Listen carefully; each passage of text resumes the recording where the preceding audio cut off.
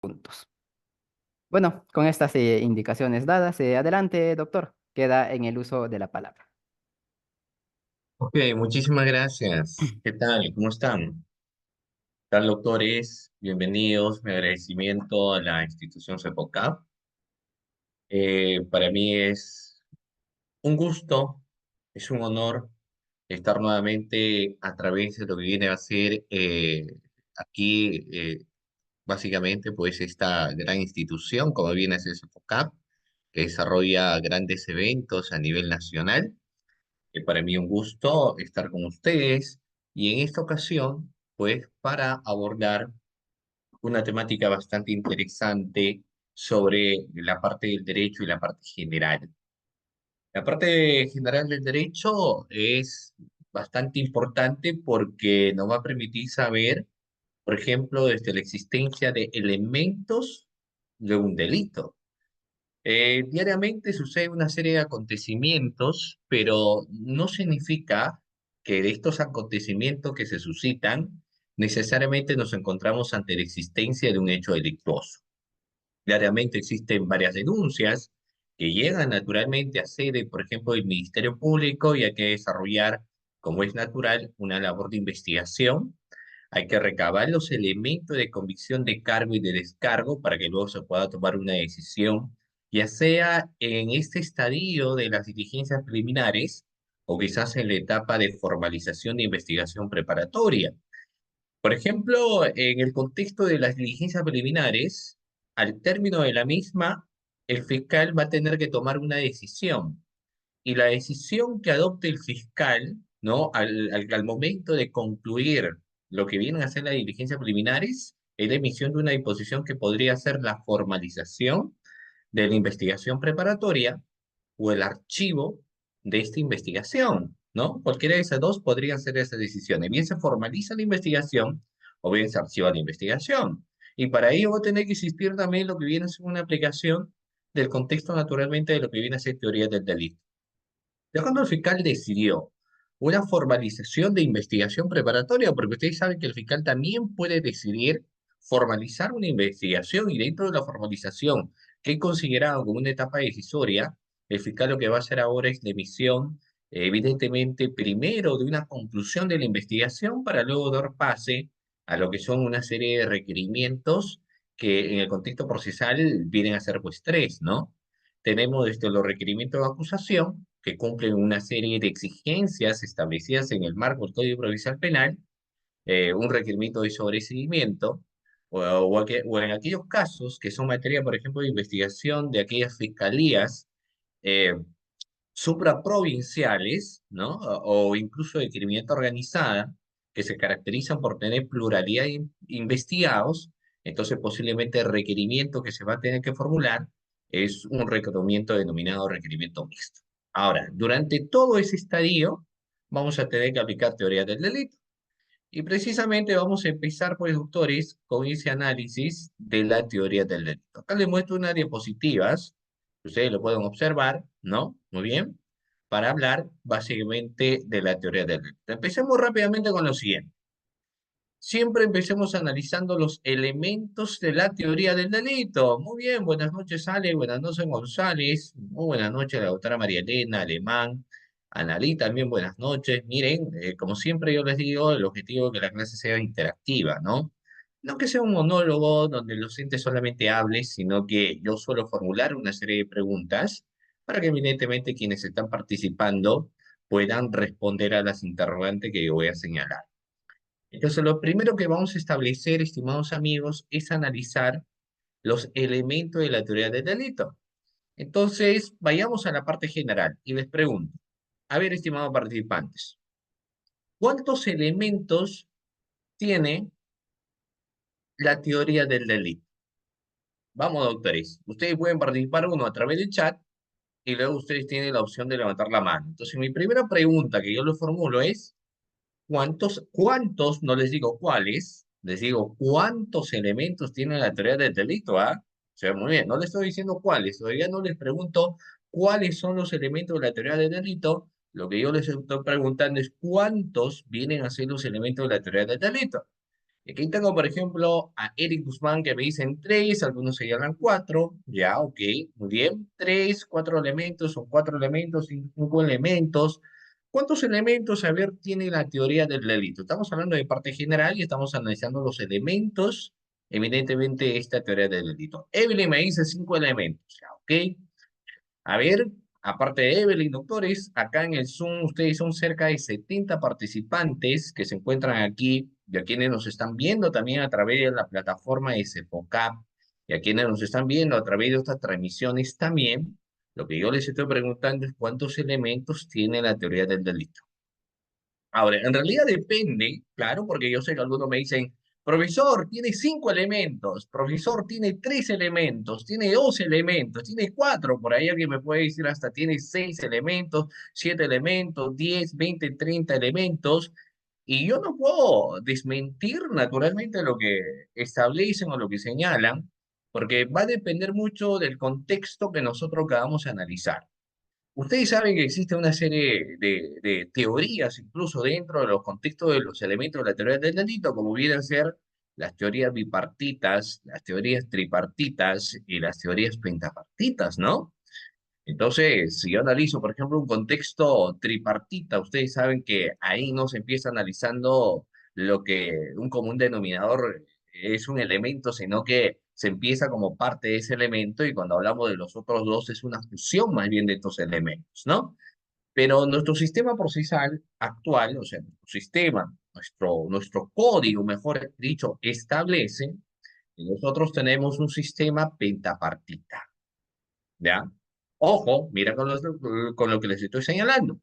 Nuestro sistema procesal penal arroja que en realidad nosotros tenemos un sistema pentapartita. Si decimos que es un sistema pentapartita, estamos hablando que en realidad existirían un total de cinco elementos de la teoría del delito en nuestro sistema procesal actual. Entonces tomemos nota.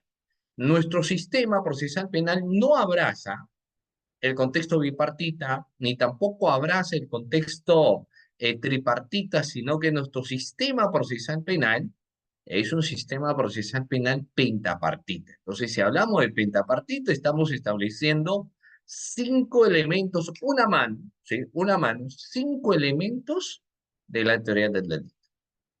Y ahora sí, recién, entonces miren, no se olviden, nuestro sistema arroja la existencia de cinco elementos de la teoría del delito. Entonces ahora sí les pregunto, ¿cuáles vendrán a ser, estimados participantes, estos cinco elementos de la teoría del delito? A ver, vamos. ¿Cuáles son estos cinco elementos que abraza la teoría del delito? Pero vamos, doctores, el contexto es parte general y estamos analizando en primera instancia los elementos de la teoría del delito y ustedes lo pueden ver acá incluso en la diapositiva. ¿Cuál viene a ser el primer elemento? Te doy dos alternativas. ¿Viene a ser la conducta o viene a ser la acción? ¿Cuál será el primer elemento? ¿La conducta o la acción? Ahora, naturalmente, acabo de señalar que nuestro sistema procesal penal es un sistema procesal penal pista. Entonces, no podemos establecer como primer elemento la acción. Evidentemente, no es el primer elemento de la teoría del delito. El primer elemento es la conducta, no la conducta. Después de la conducta, incluso el contexto teórico nos establece que es una conducta humana. Por eso que recuerdo cuando me parece que un docente decía, ¿qué sucede en quienes creen en vida extraterrestre y creen que existe vida en el planeta Marte, por ejemplo? Muy bien, vamos a ver. No, es que, ¿quién dice que el sistema procesal penal es pentapartita? Lo dice el marco jurisprudencial y el mismo código procesal penal te empieza estableciendo cuáles son los elementos del contexto de la teoría del delito.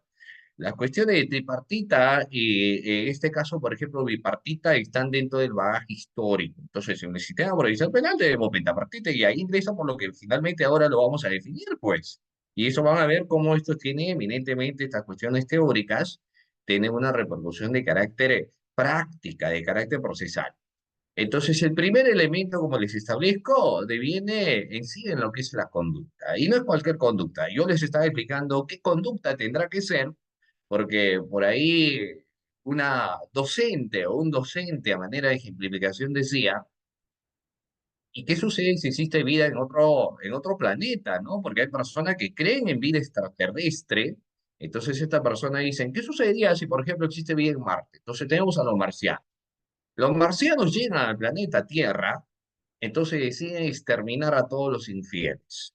Y no solamente a los infieles por acción, ¿ah? Sino a los infieles por pensamiento también. Entonces, la pregunta en ese caso, por ejemplo, viene a ser, ¿no? Como le señalo, si este extraterrestre que decide exterminar a la población infiel, ¿se le puede imputar algún delito? O sea, ¿podría existir la imperiosa necesidad de imputación de un delito a estos extraterrestres? Y la respuesta es un rotundo no, porque el contexto de la parte general nos establece que qué tipo de conducta tiene que ser. ¿Qué tipo de conducta? ¿Es una conducta extraterrestre lo que se establece, doctores, o qué tipo de conducta nos habla? ¿Es una conducta U? ¿Qué conducta es? Es una conducta humana, por supuesto que sí, es una conducta humana. Entonces partimos de conducta y no cualquier conducta, sino una conducta humana. Y eso se va analizando mayormente cuando vamos luego a pasar a los otros elementos naturalmente de la teoría del delito. Pero fíjense ustedes que ese contexto de aplicar lo que viene a ser responsabilidad de la conducta humana también deviene en el contexto, por ejemplo, de la responsabilidad de las empresas jurídicas. Por ejemplo, una empresa, ¿no? Una empresa, cualquiera sea el rubro que tenga esta empresa y vaya a participar, por ejemplo, en un proceso de licitación, en un proceso de contratación, etcétera. Esta empresa que va a participar en el proceso de licitación o proceso de contratación, donde, por ejemplo, se advierte algún comportamiento de algunos integrantes, ¿no? Porque se confabulan, porque se comete el tipo penal del artículo 384 del Código Penal, es decir, la figura de colusión. Pero la pregunta es si esta empresa jurídica responde penalmente. ¿La empresa jurídica, doctores, responde penalmente como autor del delito? ¿O es que la empresa jurídica tiene una responsabilidad accesoria? Naturalmente, la empresa jurídica no responde como autor de un delito, ¿cierto? Sobre la empresa jurídica que recae.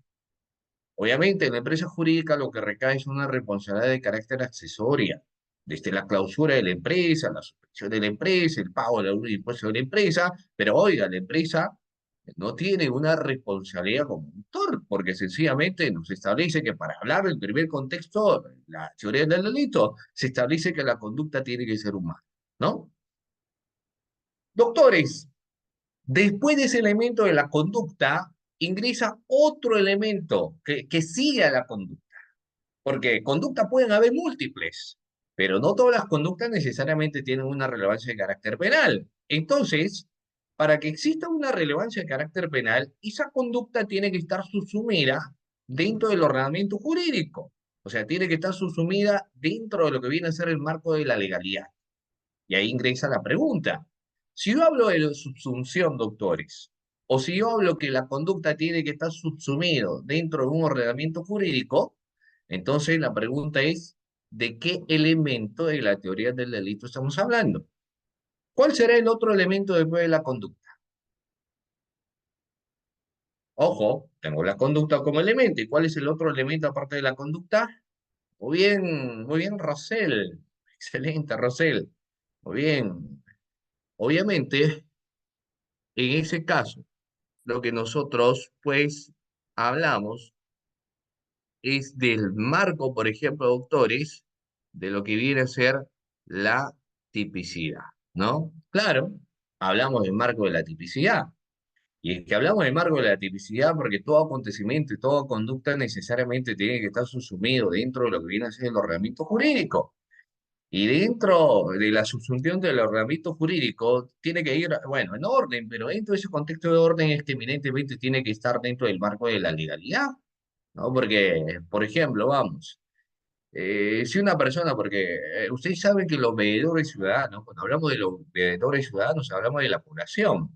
Ustedes saben que en el caso de la veeduría ciudadana podrían denunciar hechos de corrupción si ven algún comportamiento que colinda naturalmente con un hecho de corrupción por parte de algún funcionario y servidor público.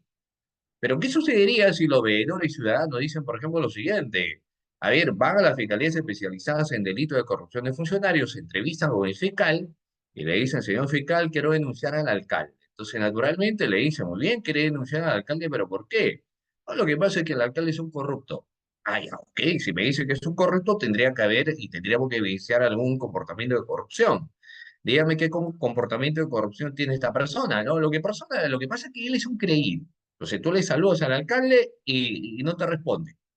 Aparte de eso, el alcalde es un prepotente porque trata mal a sus trabajadores, trata mal a la prensa. Aparte de eso, pues el alcalde es una persona que le saca la vuelta a su esposa porque anda con la secretaria, con la trabajadora de la municipalidad, es decir, anda con todo el mundo, ¿no? Pero doctores, pregunta, que la persona sea creída, que la persona sea soberbia. ¿Esto delinda en un tema de corrupción o no? Si la persona se dice, doctor, vamos, si la persona es una persona creída, no es una persona torrante, como el argot criollo se establece. Pero eso significa que hay un hecho de corrupción. O sea, vamos a establecer en ese contexto que hay delito de corrupción, evidentemente que no. ¿Por qué no hay delito? Porque ese comportamiento se subsume en algún tipo penal. ¿Hay una subsunción en algún tipo penal? Por supuesto que no.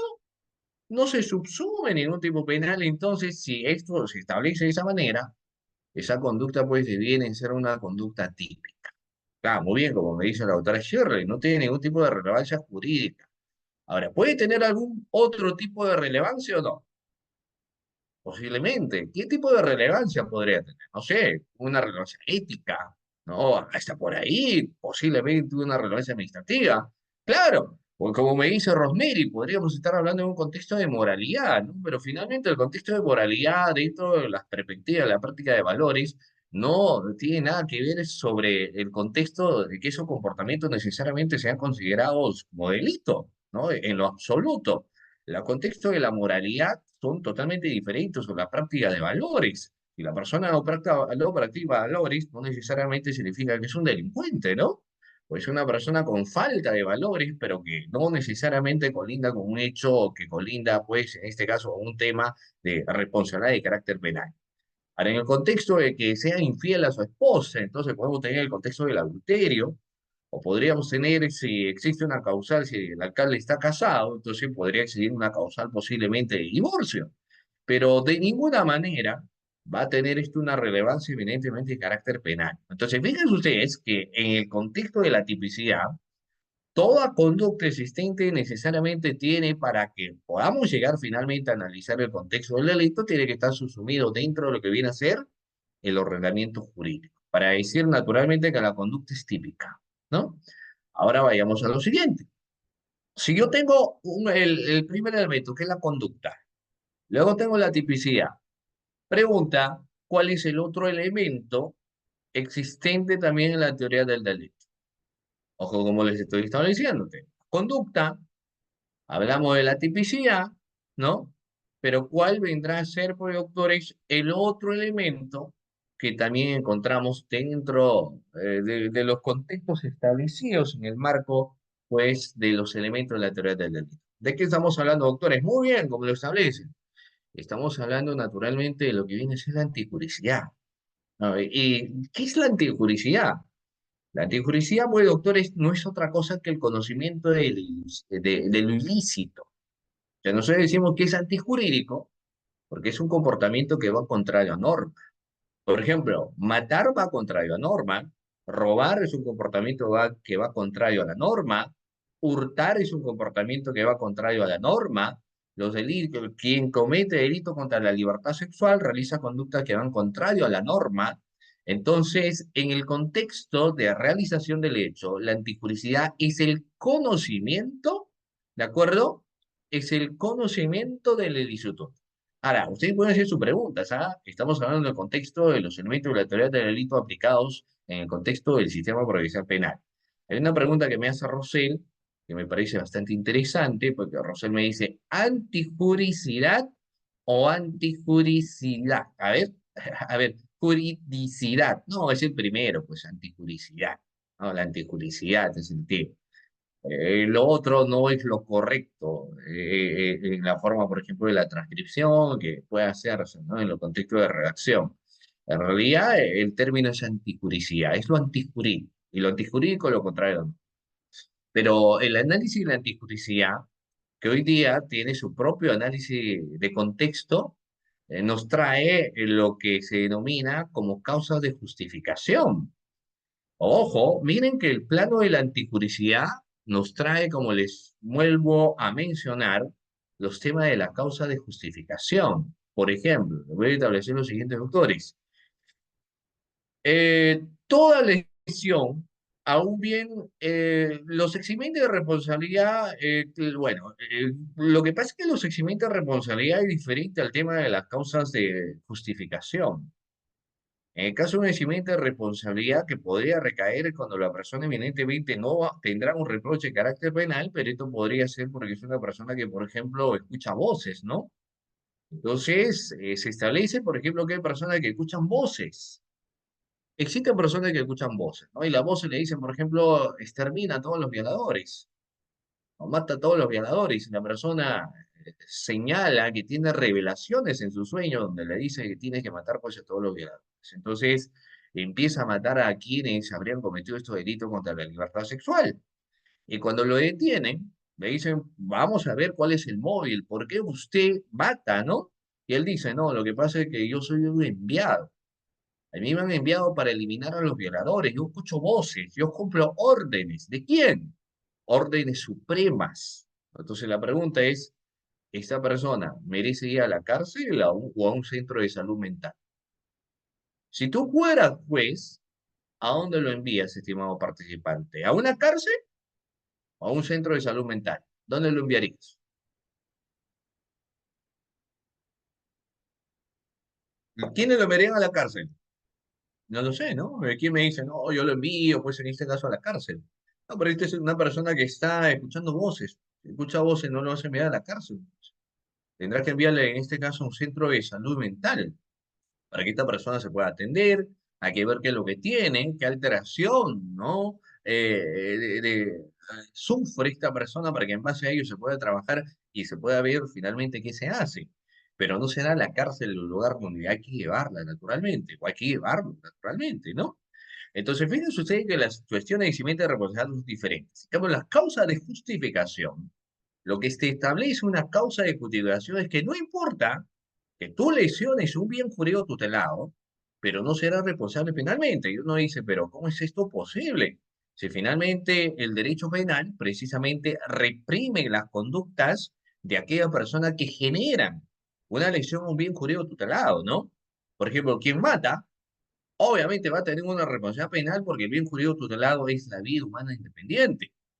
Si alguien, por ejemplo, sustrae un bien que te pertenece, ¿no? Entonces, dependiendo cómo lo sustrajo, podríamos tener hurto simple, hurto grave, o si esta persona que quiere apoderarse de tu bien, no solamente se lleva, sino previamente a ello te agrede físicamente, es decir, te golpea, entonces estaremos ante un caso de robo, ¿no? Entonces, fíjense ustedes que el derecho penal lo que va a hacer, lo que va a hacer en realidad es sancionar las conductas de las personas porque lo que busca es proteger bienes jurídicos tutelados. Pero ¿qué te dice el tema de la causa de justificación? En el contexto de la causa de justificación te establece que puede existir una lesión a un bien jurídico tutelado, pero no ser responsable penalmente la persona. Fíjense ustedes lo que le digo, ¿ah? O sea, puede existir una lesión a un bien jurídico tutelado, y la persona no se responsable penalmente. Y aquí rápidamente vamos a ver algunas cuestiones precisamente de los contextos de antipublicidad. Les planteo los siguientes, doctores. Miren, la clase termina aproximadamente a las 10. Ya son 8:30. ¿Cómo corre el tiempo? Bueno, la clase, como les digo, termina aproximadamente a las 10 de la noche. Entonces, ¿qué es lo que sucede? Vayamos acá. A las 10 de la noche, pues tú dices, voy a dar una vuelta al parque, porque quiero pensar, quiero meditar, quiero encontrarme a mí mismo y voy a dar unas vueltas por el parque. Y vas tranquilo, pero lamentablemente aparece pues una moto lineal y de ella desciende un sujeto con una pasamontaña y saca un arma y te apunta. No sabes por qué, ¿no? Pero te apunta y da un disparo que roza por tu hombro. Naturalmente, tú no fuiste al parque así solo, sino que estabas tu arma porque sabe que vives en una ciudad insegura. Entonces, como esta persona saca un arma y disparó, haces exactamente lo mismo porque sacas tu arma y disparas a este delincuente. El disparo que le haces es un disparo certero porque impacta pues en el pecho del delincuente y lo matas de un disparo. La pregunta que yo les hago, ¿existirá en ese caso en concreto, doctores, una lesión a un bien jurídico tutelado? ¿Existe lesión o no existe lesión a un bien jurídico tutelado? ¿Qué opinan? En el ejemplo que yo les estoy señalando. Y no me digas todavía legítima defensa, porque estamos analizando los elementos paso por paso, por lo menos en este contexto que les menciono. Si tú disparaste al delincuente, ¿ha existido una lesión a un bien jurídico tutelado o no? Por supuesto que sí, por supuesto que sí. ¿Y cuál es el bien jurídico tutelado? Vida. O sea, sí ha existido una lesión al bien jurídico tutelado. Eso no lo podemos negar. Hay una lesión al bien jurídico tutelado. ¿Cuál es el bien jurídico tutelado? Birman independiente. No dispara, ¿no? Hay un resultado de la acción, por supuesto. ¿Cuál es el resultado? La muerte. Entonces uno diría, si yo tengo el resultado, si tengo la muerte, si yo abrazara el contexto, por ejemplo, de la teoría funcionalista o finalista, ustedes saben que en la teoría finalista lo que importa es el resultado. Si tú ves a una persona sin vida, entonces el resultado es muerte, y no me interesa cuál es el móvil, porque yo estoy viendo el resultado y sencillamente en base a ello, pues soy el justiciable y decido la pena a imponer. Claro, tú vas bajo el contexto finalista en la interpretación. Pero cuando tu sistema no es finalista, pues, ¿por qué disparaste? ¿Porque querías matar al delincuente o porque te querías defender de la agresión, estimado participante? Muy bien, vamos a ver. En el caso que les señalo, doctores, vamos, miren, si tú disparas en este contexto, ¿es porque tú querías matar al delincuente o porque querías defenderte de su agresión? Y lo que yo les digo es el animus. ¿Cuál es el animus en la legítima defensa? ¿El ánimo defendendi o es el ánimo de atacar? Ojo, fíjense nuevamente con la pregunta. En el contexto de la legítima defensa, doctores, ¿cuál es el ánimo que realiza la persona? ¿Un ánimo de defenderse o un ánimo de atacar? A ver, muy bien, Samuel, muy bien, Eric. Ahora, ¿quién me dice que es un ánimo de atacar? Porque por ahí en alguna ocasión alguna persona me dijeron, no, lo que pasa es que el ánimo es de atacar, ¿no? Porque claro, lo que pasa es que no lo estás viendo con ojos de abogado, lo estás viendo con otros ojos. Entonces, naturalmente, tú vas a sustentar que el ánimo en ese caso no es de defensa, sino es el ánimo de ataque. Y entonces podría decir, por supuesto, a todas luces se entiende que es un ánimo de atacar porque quería lesionar, etcétera, pero no, oiga, en ese caso el ánimo es defendente, ¿no? ¿Busca lesionar el bien jurídico tutelado? No, lo que pasa es que tú buscas defender más bien tu propio bien jurídico tutelado, que es la vida, que es tu vida humana independiente, ¿no? Entonces, ahí es el contexto, fíjense ustedes, de yo repeler la agresión de otra persona, provocándole así una lesión, e incluso dentro de eso la muerte, vendrá a ser parte de una causa de justificación.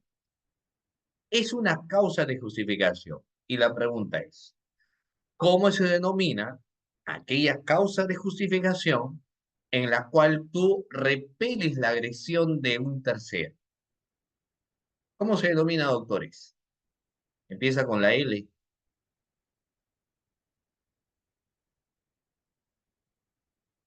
¿Cómo se denomina?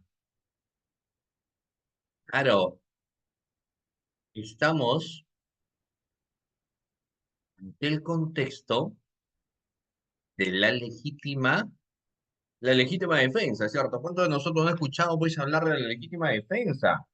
La legítima defensa te dice que no interesa, o mejor dicho, no, que el derecho penal justifica tu accionar, por eso es una causa de justificación, justifica tu accionar de lesionar un bien jurídico tutelado, porque el ánimo que tú tenías, eso era un ánimo de defenderte. del agresor, ¿no? El agresor vino, quiso atacarte. Ahora, naturalmente existe en la legítima defensa tres requisitos. Y aquí vamos a ver, doctores, ¿quién me dice cuáles son los tres requisitos de la legítima defensa? Porque ojo en lo que estamos señalando, ¿no? El contexto de la legítima defensa yo puedo aplicar, pero yo no puedo decir, por ejemplo, legítima defensa si viene una persona a agredirme físicamente, ¿no? A puño limpio, entonces yo saco un arma y lo disparo. Y luego alego y digo, es legítima defensa porque este señor vino a agredirme, pero ahí no se está dentro de un contexto de razonabilidad, ¿no?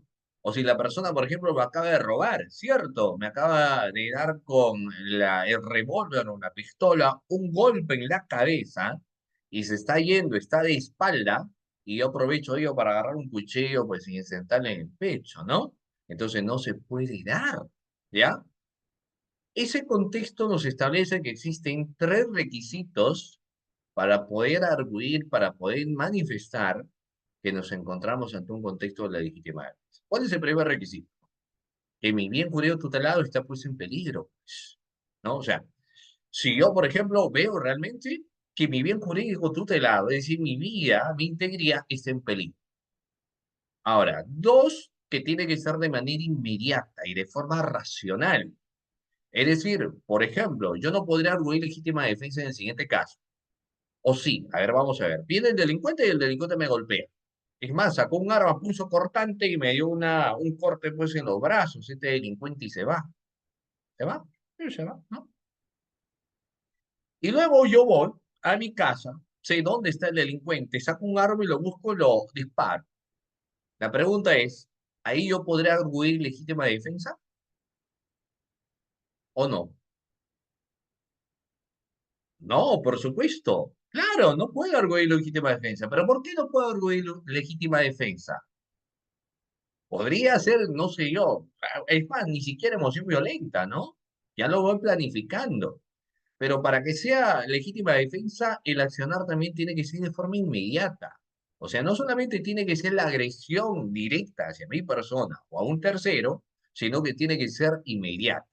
Y el medio que yo tengo que utilizar es un medio racional. Antes te pedía proporcionalidad del medio empleado. Hoy te establecen razonabilidad del medio que vas a emplear. Cuando establecíamos, por ejemplo, el criterio de lo que es la proporcionalidad, para arguir legítima defensa tenía que pasar lo siguiente. Si una persona te atacaba con una pistola, ¿con qué creen ustedes por grado de proporcionalidad? ¿Con qué tenías que defender? A ver, si una persona te atacaba con arma, ¿con qué, por el criterio de proporcionalidad, con qué te tenías que defender? También con un arma, ¿no? Si la persona te atacaba con un palo, un bate de béisbol, ¿con qué tenías que defenderte? Tenías que defenderte también con el bate de béisbol, pues, ¿no? Si la persona agarraba piedra, entonces tú también tenías que defenderte con la piedra. Y a eso se establecía, pues, doctores, el grado de proporcionalidad. Y ahora para muchos estaba bien, ¿no? Porque era algo así como la ley del talión, ojo por ojo, diente por diente. O sea, lo que me hace, yo te hago. Yo me defiendo en base a tú cómo me atacas. Pero eso era totalmente ilógico, porque entonces eso significaba que si tú estabas caminando tranquilamente y tenías un arma a pulso cortante y alguien venía con un arma a dispararte, tú no podías defenderte agrediéndolo, porque si lo hacías, no era proporcional y cometías pues un delito de homicidio, ¿no? Hoy en día se dijo no, se va a dejar de lado las cuestiones de proporcionalidad para establecer un grado de razonabilidad. El medio que tiene que utilizar es un medio racional, no proporcional, es un medio racional.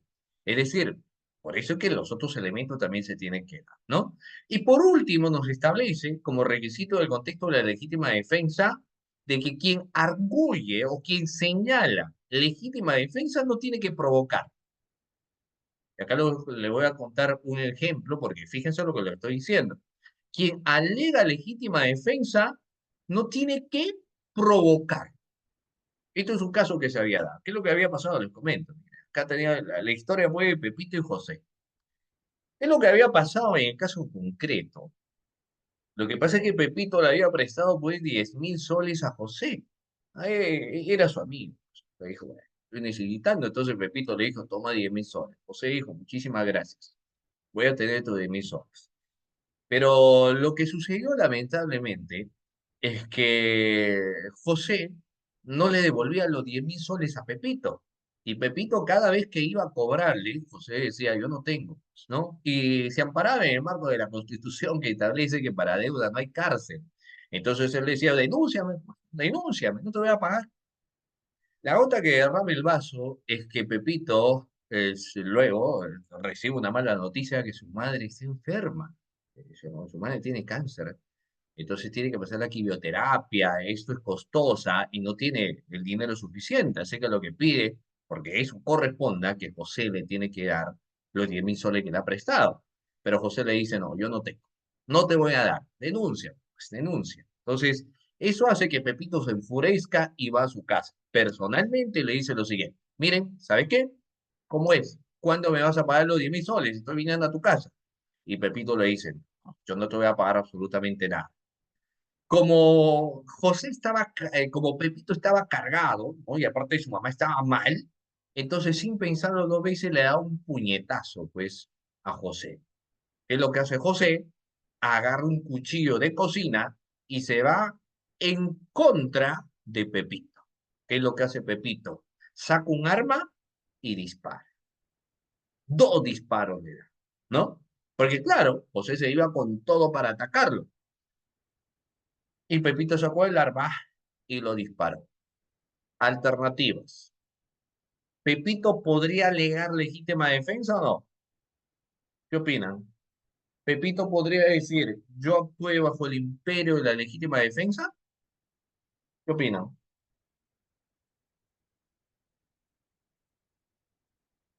¿Podría o no podría arguir, estimados amigos, legítima defensa? ¿Podría señalar que legítima defensa o no, doctores? ¿Qué opinan? ¿Sí o no? Ya, me dicen no. A ver, quiénes me han dicho no, pero argumentemos, pues, ¿no? Jurídicamente. ¿Por qué no? ¿Por qué no? Y quien dice sí, ¿por qué sí? En un momento hemos establecido que existen, por ejemplo, una serie de elementos en el contexto de lo que viene a ser los factores de la teoría del delito. Primero, que la agresión es ilegítima, ¿no? Dos, necesidad racional de empleo empleado, en medio empleado. Y tercero, falta de provocación suficiente de quien hace la defensa. Entonces, en este caso, nuestro amigo Pepito, por más que le debe esa cantidad de dinero, por eso que el análisis es técnico, pues el análisis es jurídico. Por más que le debe esa cantidad de dinero, no puede actuar de esa manera. O sea, no le puede golpear, no le puede dar un puñetazo para empezar porque va cometiendo un delito, ¿no? Y si la otra persona agarró un cuchillo, si lo disparas, ya no puedes arguir legítima defensa porque acabas de provocar. Ahora, evidentemente, sí, posiblemente encontremos cuestiones atenuantes. Entonces, en conclusión, miren, ¿ah?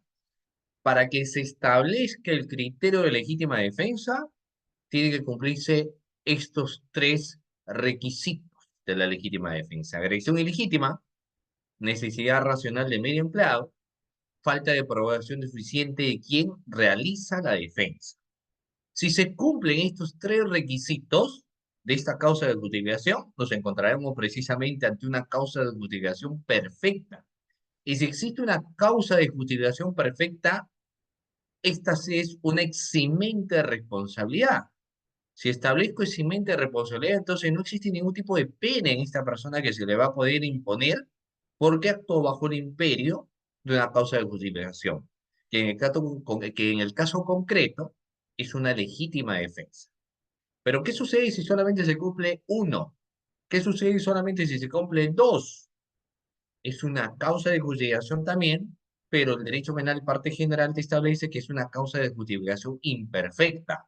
Ah, entonces ¿existirá un eximente de responsabilidad? No, pero sí habrá una atenuante. Pero sí existirá un contexto de atenuante en ese caso en concreto. ¿Estamos, doctores? ¿Sí? Estamos claros en esta parte, ¿ya?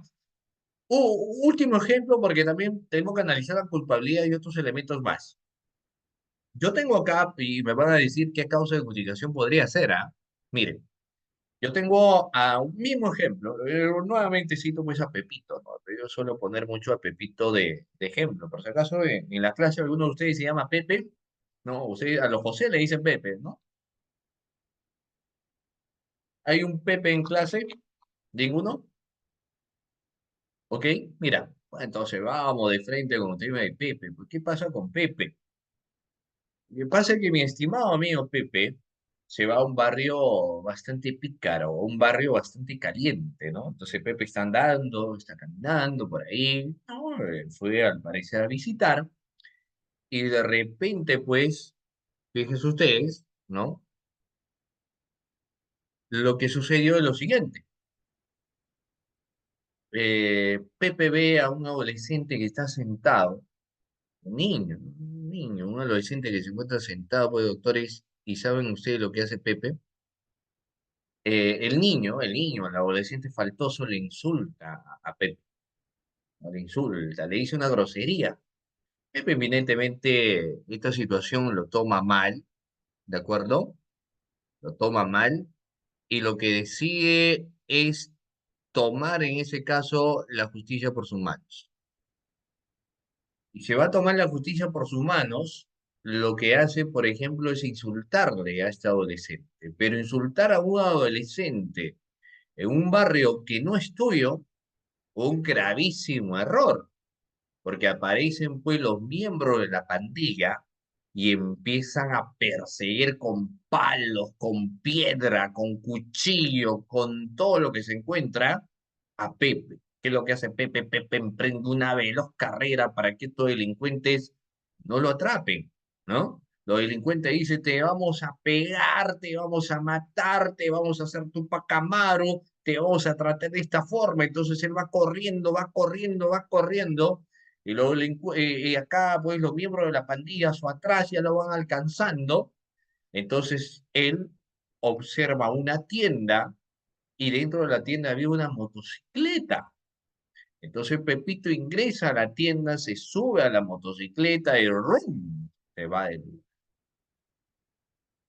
Eso hace que los delincuentes cuando llegan al lugar ya no lo alcanzan, pues no, porque los delincuentes no tenían motocicleta, no había una moto para los delincuentes, entonces corriendo en la liga lo van a alcanzar. Y este señor pues se va, Pepito se salva. La pregunta en ese caso es, Pepito, fíjense ustedes, miren lo que le voy a señalar, ¿ah?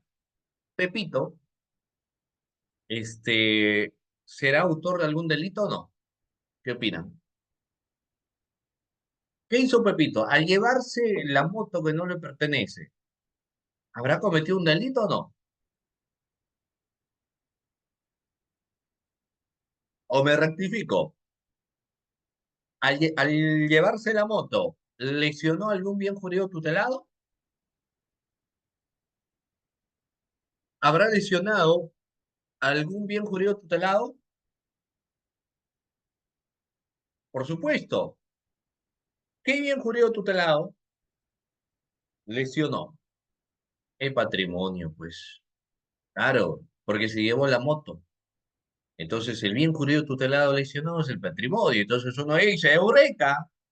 Si el bien jurídico tutelado es el patrimonio, entonces hay delito. Pero ¿por qué se llevó la moto? Porque los miembros de la pandilla venían pues a toda velocidad y si lo atrapaban, sabemos si lo hubiesen matado, lo hubiesen dado una golpiza de madre y señor mío, ¿no? El tema es que por esa circunstancia que este señor emprendió una veloz carrera, los delincuentes pues, felizmente no lo lograron alcanzar, o sea, no lo atraparon, porque si lo atraparon, imagínense ustedes, uy, uy, uy, qué es lo que hubiese sucedido, ¿no? Bueno, el tema es que no lo atraparon. Entonces, es una causa de justificación, naturalmente. Y aquí ingresa mi pregunta. ¿Cómo se llama esa causa de justificación? Alternativa A, legítima defensa. Alternativa B, estado de necesidad justificante. Alternativa C, tengo que salvarme la vida porque es lo más importante. Y alternativa D, ninguna de las anteriores. Doctores, ¿Cuál viene a ser el bien jurídico tutelado?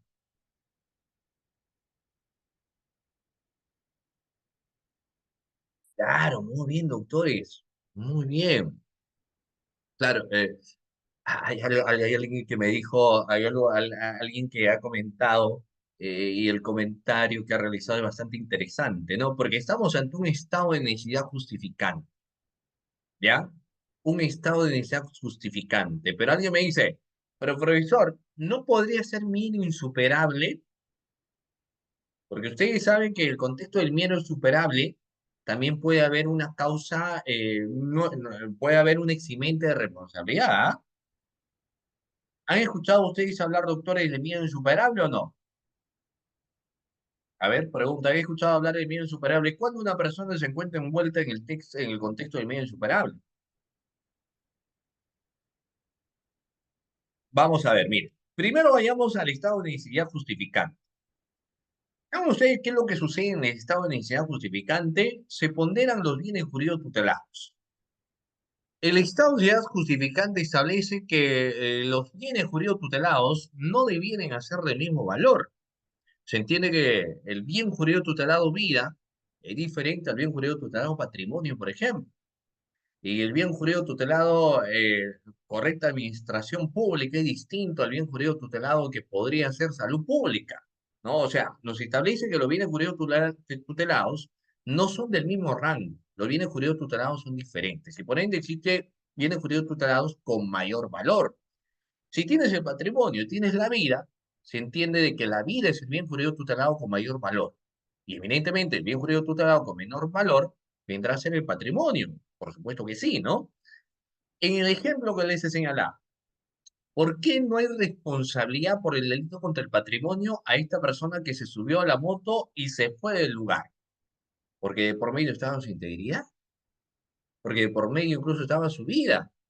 ¿Qué hubiese sucedido si estos delincuentes, o mejor dicho, estos pandilleros lo atrapaban?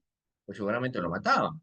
Entonces el derecho penal te establece fíjense ustedes, ¿no? Claro, es primordial la vida. Te habla de un estado de necesidad justificada. Ahora, cuando alguien me dice, no, pero profesor, podría ser miedo insuperable, bueno, es bastante lógico, pero el miedo insuperable no se analiza como causa de justificación.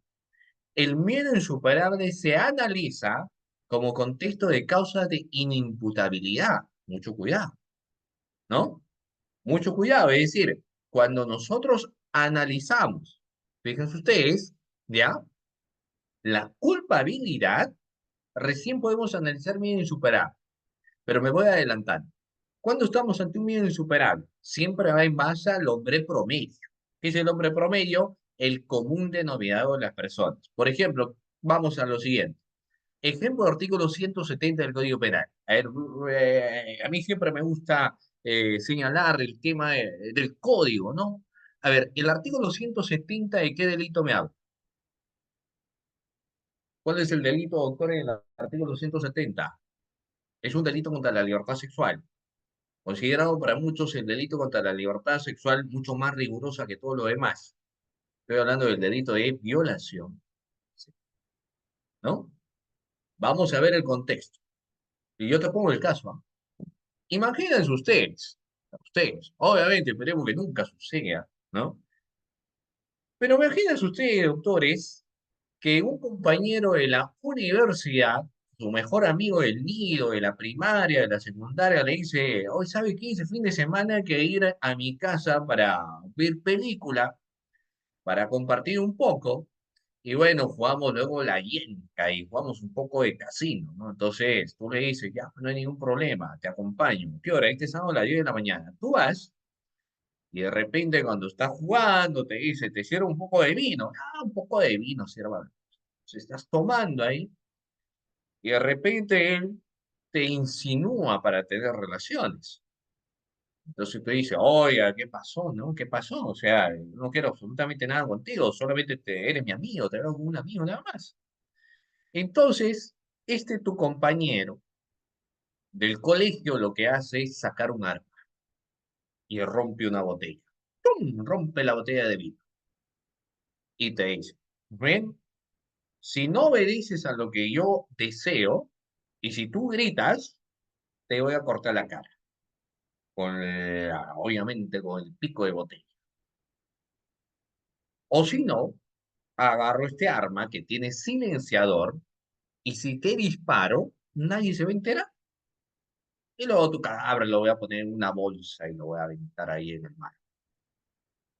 En ese caso, ¿qué harías si tú fueras esa persona, ¿no?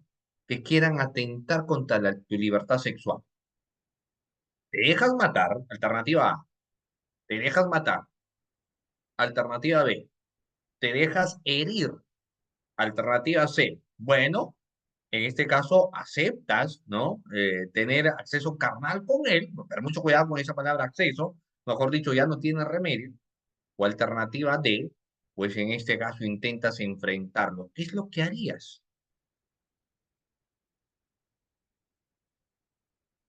A ver, ¿qué es lo que harían en ese caso, doctores?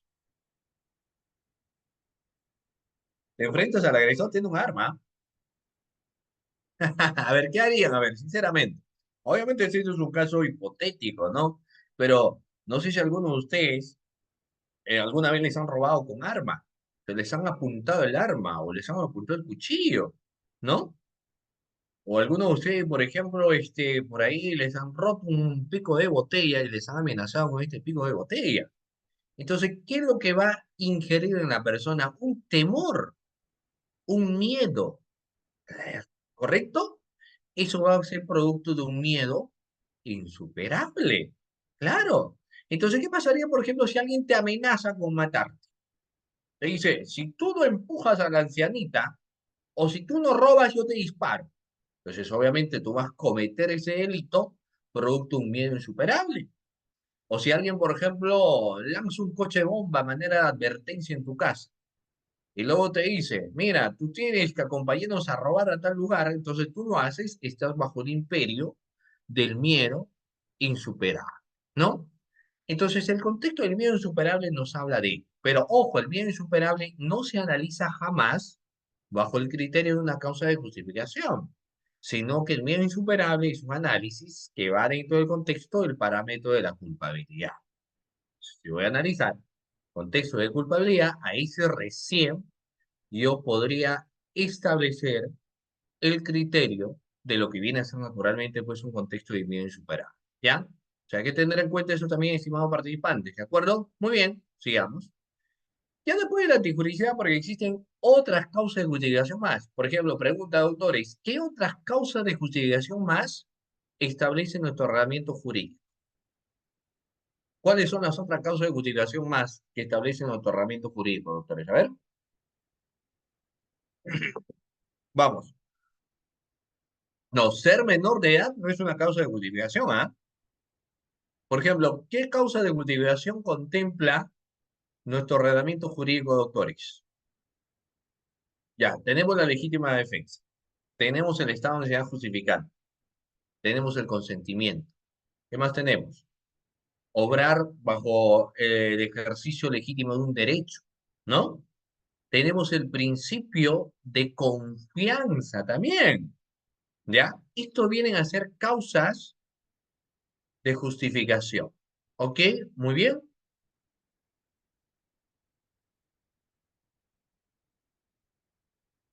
Ya,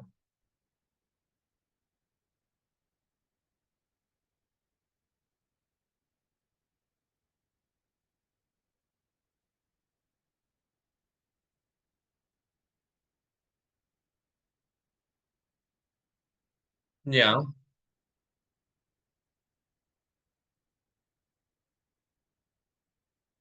ok,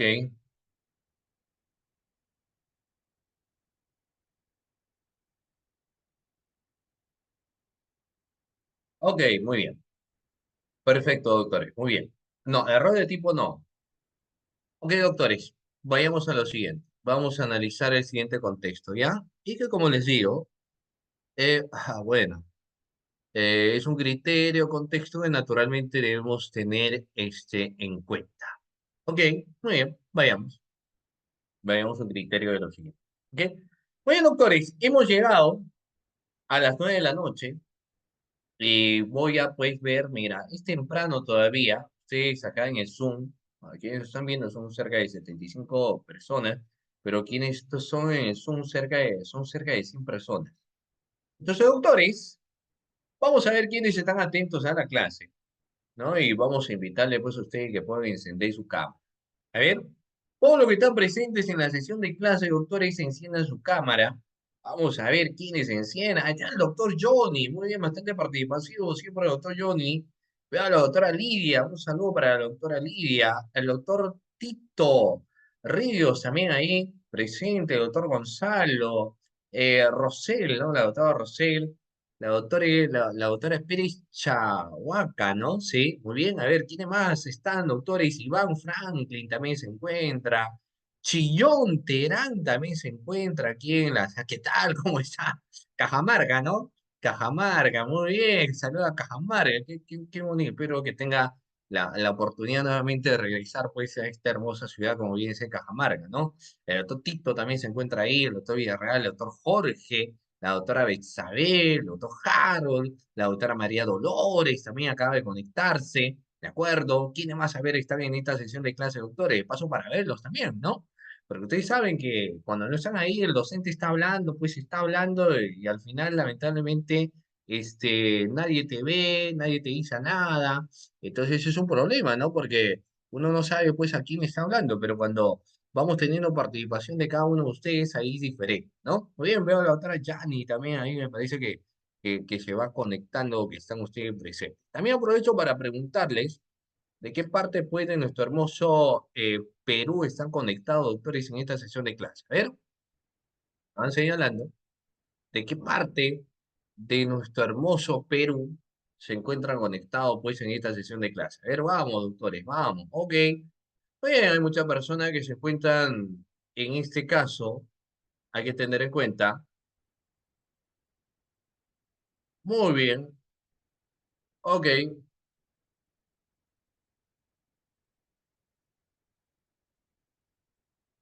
ok, doctores. Ah, perfecto, perfecto, excelente, doctores. Veo que están conectados a diferentes partes.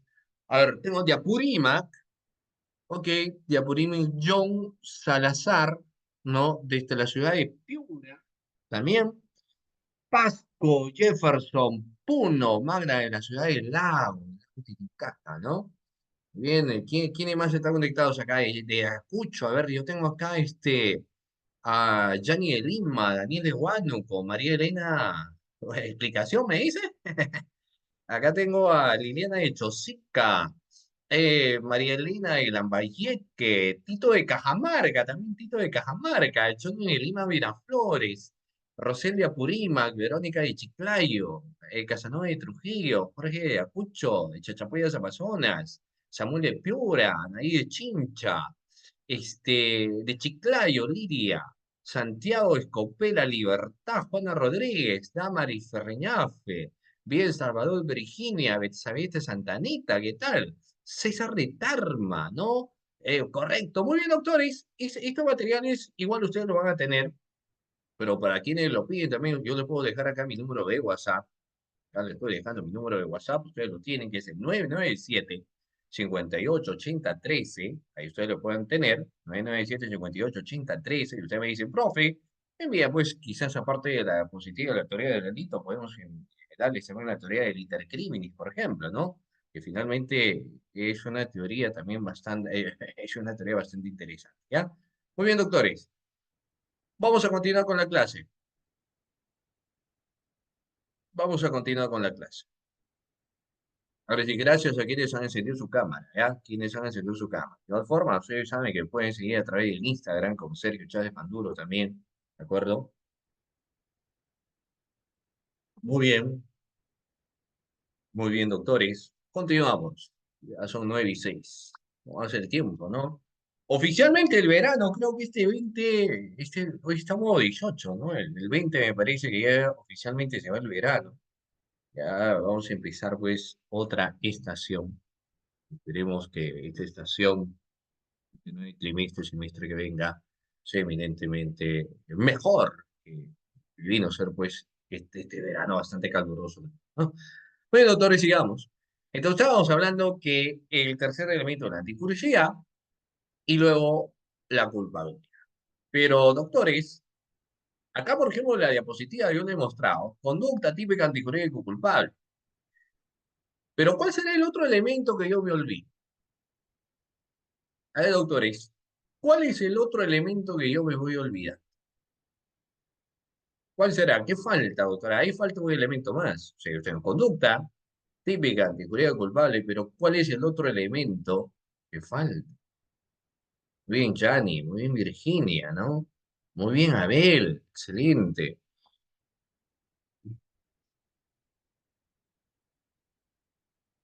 No me parece. Katy, claro, pues estamos hablando del criterio naturalmente del contexto de la punibilidad, ¿ok? Hablamos de la reprochabilidad, claro, claro, estimado Samuel. Estamos hablando, por ejemplo, en ese caso de la punibilidad, ¿no? Ahora, hay algunos que establecen porque bajo enfoque, claro, bajo el enfoque muy bien, como me establece Rosell, bajo el enfoque pentapartita, ¿ok? Bajo el enfoque, como establecemos, un enfoque pentapartita. El enfoque pentapartita está relacionado al contexto de lo que vienen a ser los cinco elementos de la teoría del delito, a los criterios elementales, esenciales, de los cinco elementos de la teoría del delito. O sea, como les digo, es un factor bastante interesante que naturalmente hay que tener en cuenta. Ahora, ¿por qué el contexto de la punibilidad? Muchos consideran que la punibilidad no debería ser un elemento de la teoría del delito porque existe otra teoría que se puede encargar netamente del estudio de la pena. ¿Cómo se llamará aquella otra teoría, doctores, que está relacionado netamente al contexto del estudio de la pena?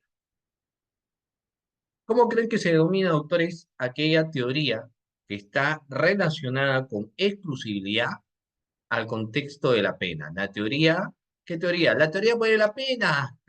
Claro, la teoría de la pena. En el contexto de la teoría de la pena es algo bastante interesante porque incluso ingresa ahí el contexto del Código de Ejecución Penal. Ustedes saben que la pena tiene tres finalidades. Una finalidad preventiva, una finalidad sancionadora, para arribar finalmente a una finalidad de rehabilitación. Reitero, cuando hablamos del contexto de la pena, podemos establecer las tres finalidades que tiene la pena. Una primera pena, como contexto de prevención, de sanción y de rehabilitación. Ahora, ¿lo vamos a explicar brevemente cada uno de ellos? Por supuesto que sí.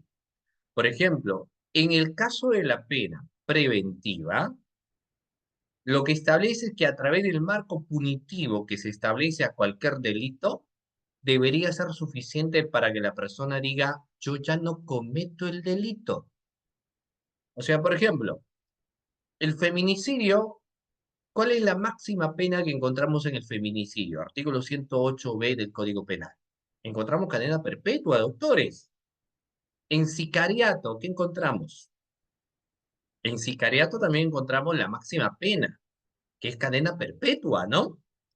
Entonces uno diría, fíjense ustedes, si yo sé que sicariato tiene una máxima pena, que es cadena perpetua, si yo sé que en el contexto de la figura de feminicidio tiene la máxima pena, que es cadena perpetua, entonces, si la pena cumpliera la finalidad de prevención, no existiría un aumento de estos delitos que estoy en este caso señalando.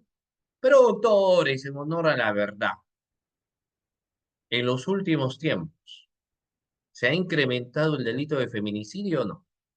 En los últimos tiempos, doctores, en base a la experiencia que ustedes han visto, en base a los casos que posiblemente hayan llegado, ¿es acaso que aumentó más bien los índices?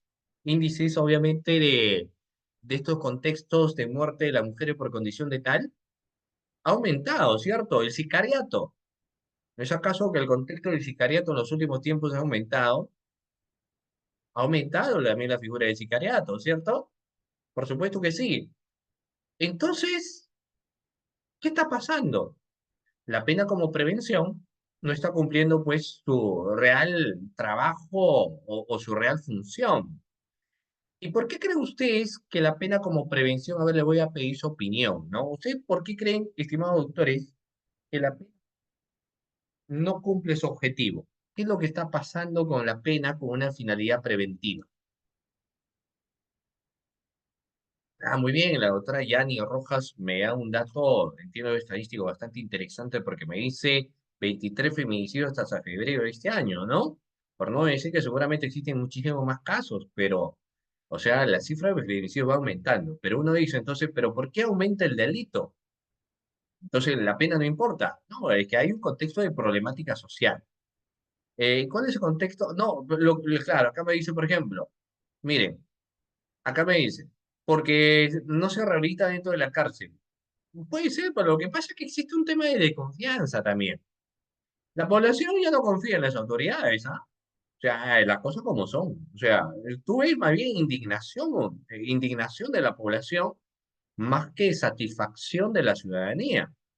O sea, la población más bien ya no confía, ¿no? Incluso voy a hacer yo ahora una pequeña muestra estadística con cada uno de ustedes. A ver, estimados doctores, miren, vamos a ver. En honor a la verdad, ¿cuántos de ustedes creen en la administración de justicia? Así sean abogados, ¿ah?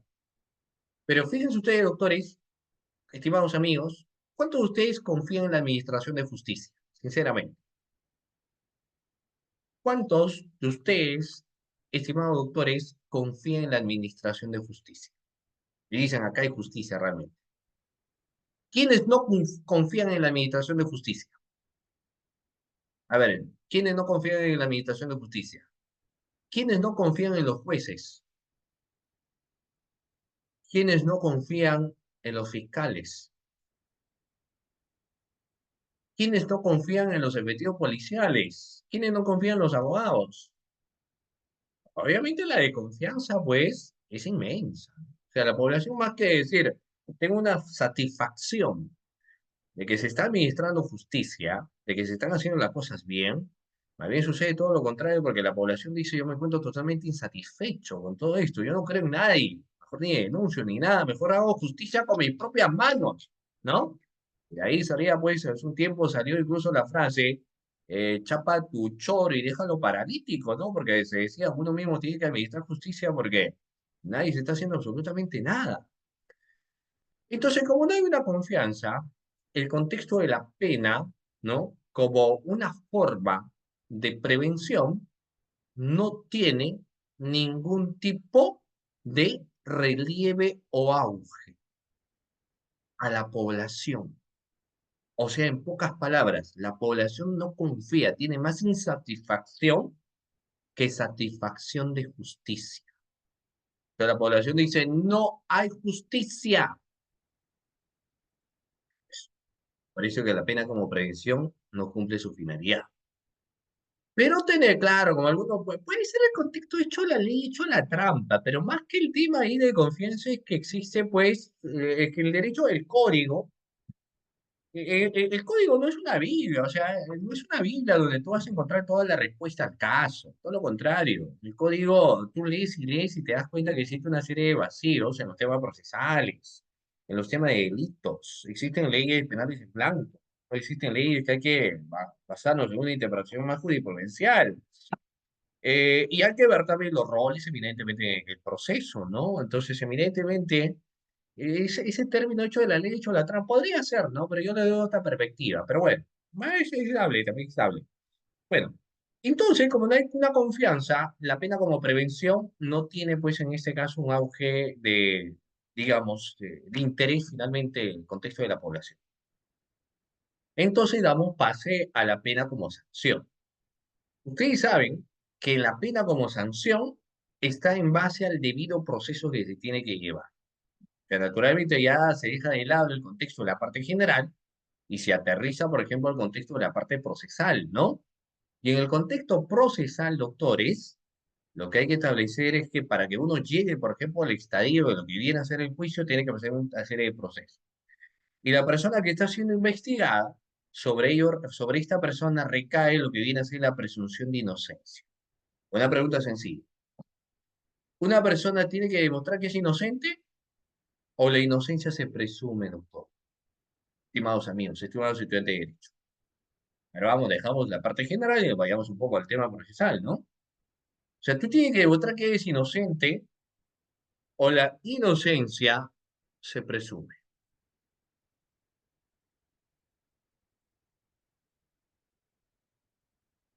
Tienes que demostrar que eres inocente o la inocencia se presume. Se presume, no prueba el contrario. Y la inocencia no se vulnera. A veces en el contexto de la prisión preventiva se establece, bueno, que existió una vulneración a lo que viene siendo la presunción de inocencia, porque una vulneración de la presunción de inocencia sería cuando te señalan el culpable, ¿no? Pero en cambio, si te señalan intervenido, detenido, investigado, no te están acuñando técnicamente un delito, o sea, no te van imputando un delito. Mucho cuidado con el tema de las imputaciones, porque quien imputa algo naturalmente tiene que probarlo también fehacientemente, ¿no? Pero la presunción de inocencia se va a desvirtuar. Claro, hay alguien que me dice bastante interesante y yo le voy a pedir la opinión de ustedes, porque lo que dice el doctor Harold es algo bastante interesante, ¿no? Miren, ¿qué opinan ustedes, doctores, de que cuando una persona es detenida, lo presentan a los medios de comunicación, prensa escrita, prensa televisiva, canales de televisión a nivel internacional y por supuesto que sí a nivel nacional también? ¿Creen ustedes, doctores, que es algún tipo de vulneración presentar a una persona ante los medios de comunicación con el distintivo de detenido, porque no lo ponen como culpable, ¿no? ¿O creen ustedes que existe ante esa situación una vulneración a la dignidad de una persona? Las opiniones son partidas, porque hay quienes dicen, no, no, no, está muy bien. Así la población puede ver cómo está haciendo su chamba, su trabajo, por ejemplo, los efectivos policiales, ¿no? Entonces, si lo han detenido, lo están mostrando a la población. Y las personas han sido detenidas para que también cumpla la finalidad de prevención.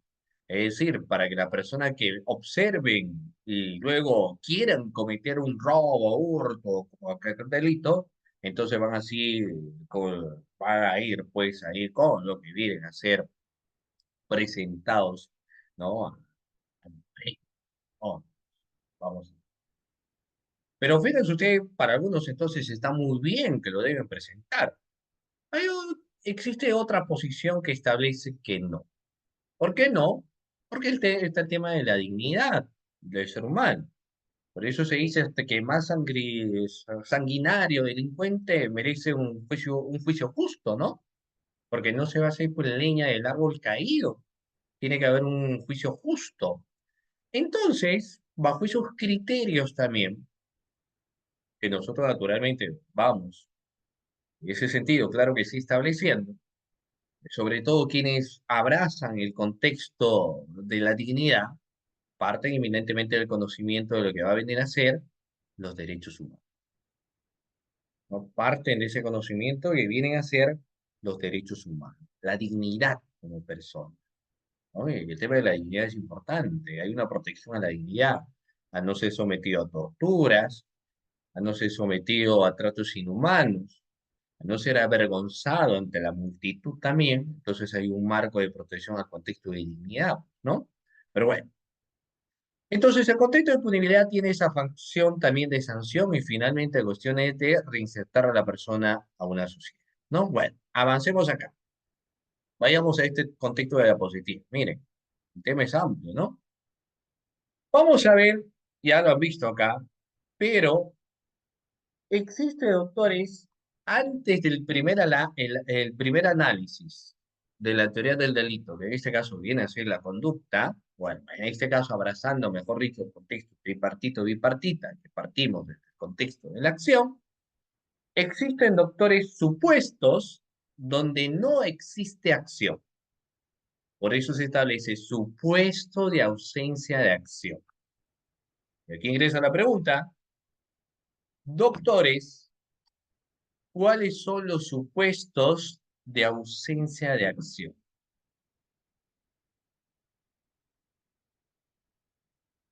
¿Cuáles son los supuestos de ausencia de acción?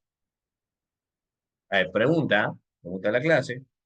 ¿Cuáles son, doctores, los supuestos de ausencia de acción? ¿Quién me responde cuáles son los supuestos de ausencia de acción? A ver. ¿Ideas? Ya, para de inicio ustedes saben que tres son los supuestos en los cuales no existe acción, ¿no? ¿Cuáles son los tres supuestos que no existe acción, doctores? Vamos. ¿Cuáles son los tres supuestos donde no existe acción?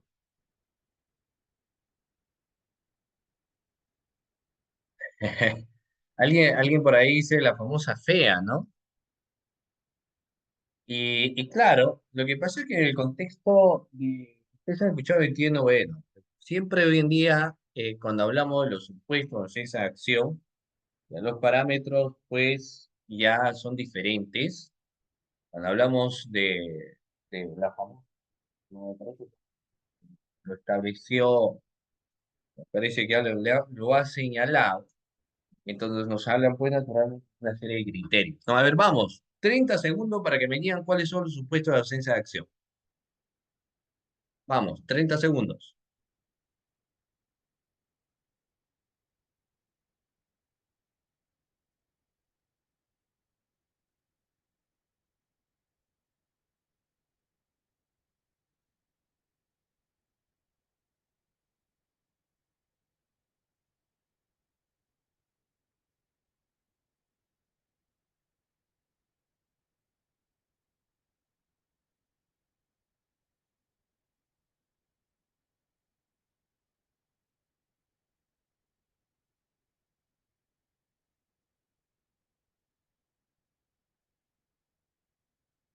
A ver, ¿cuáles son? Vamos. Claro, muy bien, excelente, excelente, doctores, muy bien.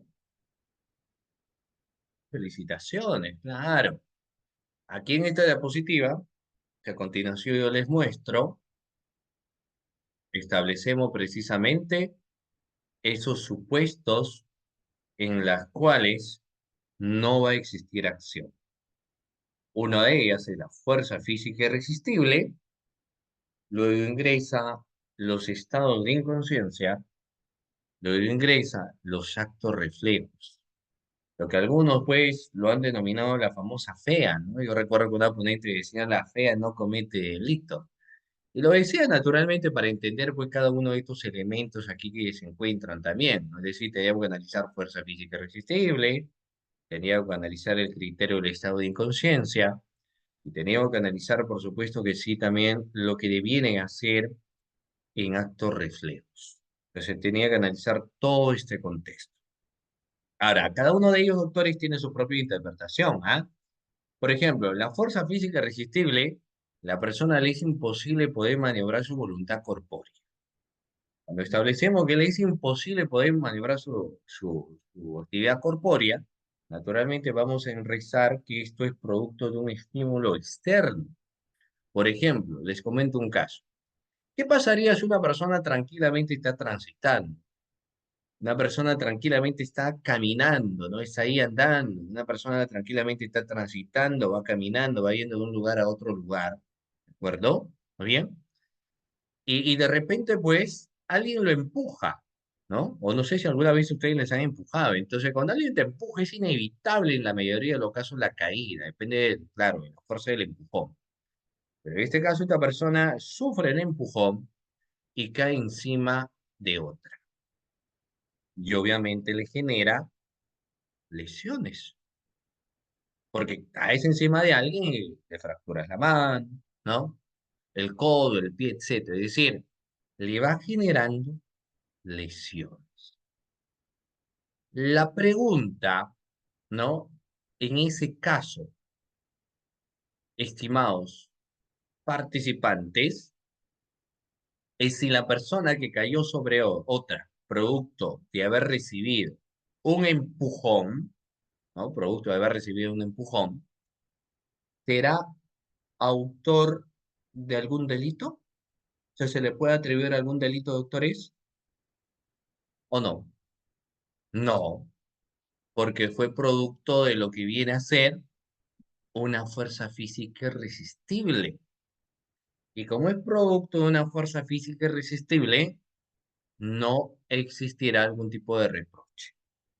El contexto teórico también nos hablan de los estímulos que podrían ser provenientes del impulso, de la fuerza de la naturaleza, como los terremotos, como los maremotos, o como alguna circunstancia donde haga advertir pues que una persona no va a poder tener, ¿no? El dominio de la voluntad corpórea para evitar, por ejemplo, que se pueda suscitar un resultado lesivo. Y todo ello, como les digo, va a tener un auge de interpretación a través del contexto de la fuerza física resistente. Luego tenemos los estados de inconsciencia. Y los estados de inconsciencia, doctores, podrían ser de dos formas. Un estado de inconsciencia o la persona que se encuentra, mejor dicho, en el contexto de un estado de inconsciencia, sencillamente, doctores, no puede discernir el contexto de la realidad. Y no va a poder discernir el contexto de la realidad producto de lo que podría ser la ingesta de algún tipo de bebida alcohólica. Una cerveza, etcétera, el famoso etanol, una bebida alcohólica. Entonces, obviamente, esta persona ha consumido alcohol, ¿no? Ha consumido alcohol y bueno, puede llegar un momento donde, como decía, me parece el doctor Fran Almanza Altamirano, borra cassette, ¿no? Entonces la persona ha bebido alcohol hasta un punto que luego empezó a hacer una serie de cosas y al día siguiente le dicen, oye, ¿no te recuerdas lo que anoche hiciste? Si insultaste a tal persona, golpeaste a tal persona, te comportaste de esta manera. Y él dice, uy, la verdad que no recuerdo, ¿ah? Lo único que recuerdo es que brindé y después del brindis ya no recuerdo absolutamente nada, porque claro, se estaba en un estado de inconsciencia. Hoy en día ya mucho más rigurosos nos establecen, por ejemplo, lo que viene a ser la famosa tabla de alcoholemia. Ya en un contexto, por ejemplo, lo que viene a ser la tabla de alcoholemia, ya los factores terminan siendo pues súbitamente distintos, ¿no? Es más, los criterios en los embates y lo que viene a ser la tabla de alcoholemia terminan siendo bastante diferenciados también, doctor, ¿ya? Bueno, se habla hoy en día pues en un total de 5 periodos acaecidos del contexto de lo que viene a ser naturalmente la tabla de alcoholemia. Y luego tenemos los actos reflejos, que finalmente son actos involuntarios, doctores. Reitero, todo contexto de acto reflejo deviene naturalmente lo que viene a ser un acto involuntario que la persona, pues en este caso, realiza, ¿no? Que la persona ejecuta. Es un acto, como les digo nuevamente, es un acto involuntario que la podría ejecutar, ¿no? Muy bien. Siguiente, los actos reflejos. Ahora vamos a pasar, doctores, si después que hemos analizado todo esto, tendríamos que analizar un criterio bastante interesante que está relacionado precisamente a ese primer elemento de la teoría del delito que engloba el criterio con lo que viene a ser, pues, doctores, el aspecto de la conducta. Si yo establezco el criterio de la conducta nos establece que se puede dar bajo dos parámetros. Una conducta por hacer, es decir, una conducta por acción, o podemos establecer una conducta por omisión. En realidad no existe mucha problemática en ese aspecto, porque va a depender mucho de cómo nosotros vayamos analizando el criterio de análisis, ¿no? De cada caso en concreto. Pero lo cierto es, doctores, que para establecer parámetros de esa naturaleza, ¿no? En la cual naturalmente establecemos la temática del hacer, está siempre relacionado al movimiento corpóreo que realiza el sujeto activo. Es decir, al accionar que realiza la persona al momento de la realización de un hecho. ¿Ya? Muy bien. Y otro parámetro bastante interesante es cuando nos empiezan estableciendo, doctores, los comportamientos por omisión.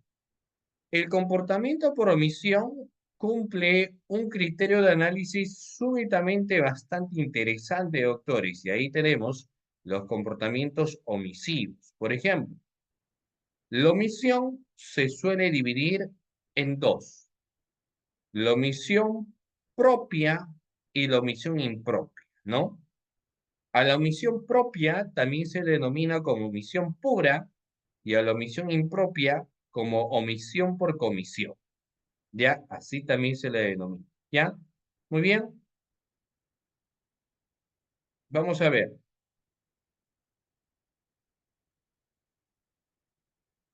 Miren, vamos entonces, en ese contexto, estipular, pues, precisamente, doctores, estos panoramas, ¿no? La acción, entonces, significa un hacer y la omisión, un no hacer. Voy a hacerle la siguiente pregunta, doctores. ¿Han escuchado ustedes hablar de la omisión pura? ¿Sí? ¿Han escuchado quizá por ahí en algún momento, doctores, hablar del contexto de la omisión pura? A ver, ¿qué entendemos, doctores, por omisión pura? A ver, vayamos bajo su criterio, o bajo esos análisis, ¿no? Que siempre hay que tener en cuenta, pero ¿qué entendemos por omisión pura, doctores? A ver, alguna idea de la clase. ¿Cuándo estamos ante un criterio o, ante o en un contexto puro?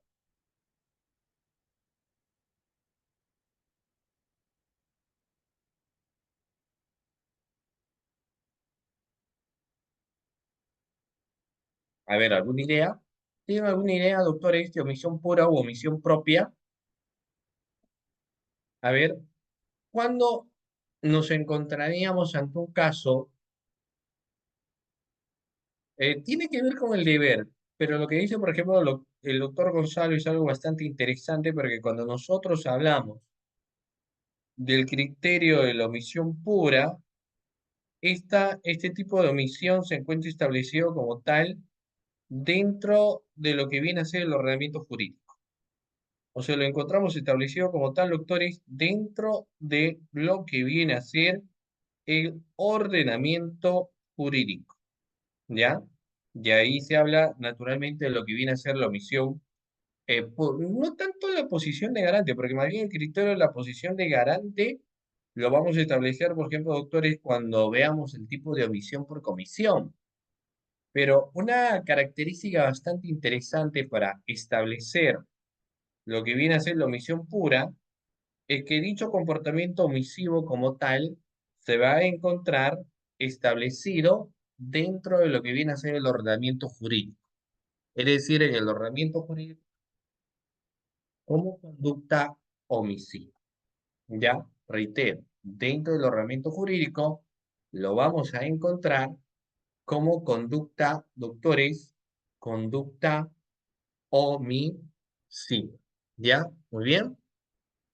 Acá tenemos naturalmente algunos ejemplos. Por ejemplo, eh, ¿han escuchado ustedes, doctores, hablar del artículo 126 del Código Penal?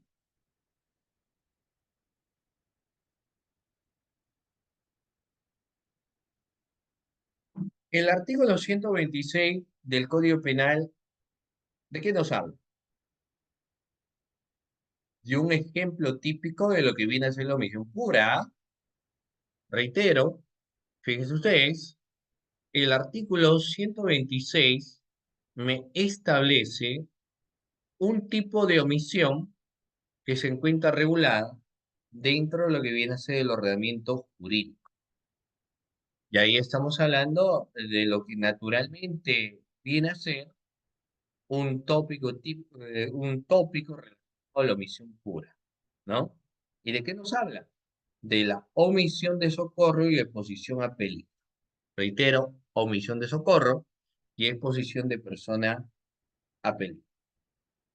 El artículo 126 literalmente nos dice lo siguiente: el que omite prestar socorro a una persona que ha herido o incapacitado, poniendo en peligro su vida o su salud, será reprimido con pena privativa de libertad no de 3 años, nos establece. Reitero nuevamente, el que omite prestar socorro a una persona que ha herido, poniendo en peligro su vida o su salud, porque así lo establece, será reprimido con pena privativa de libertad no mayor de 3 años.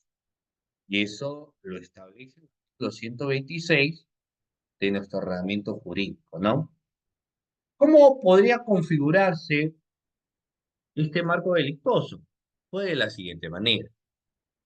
El típico ejemplo cuando la persona conduce un vehículo y de repente, pues no importa que no sea culpa de quien estaba conduciendo el vehículo, pero de repente Hay un transeúnte que aparece y el impacto es inminente. Entonces la persona cae en el piso, ¿no? El peatón, y el conductor del vehículo saca la cabeza y dice, uy, lo acabo de atropellar, creo que lo maté, así que me doy la fuga, ¿no? Me voy. Fíjense que ese ejemplo, doctores, ¿qué es lo que tendría que hacer la persona? O sea, si alguien, espero, ya sea por culpa del peatón o quizá por tu negligencia, pero ¿qué podrías hacer si tú acabas de impactar a una persona? Lo chocas, ¿no? ¿Qué podrías hacer si acabas de impactar a alguien? Lo acabas, mejor dicho, de atropellar. ¿Qué debería hacerse? ¿Nos damos a la fuga o tendríamos que auxiliar? Obviamente tendríamos que auxiliarlo, pues. Por supuesto, no nos podemos dar a la fuga. Y si nos damos a la fuga, ¿estaríamos cometiendo algún delito o no, doctor? Y si nos damos a la fuga, ¿no? Decimos, no, conmigo no es la situación, así que no quiero problemas y me voy rápidamente. ¿Estaríamos cometiendo algún hecho delictuoso, doctor, y si me da a la fuga? Por supuesto que sí. Si es un hecho delictuoso, ¿qué delito podría estar cometiendo?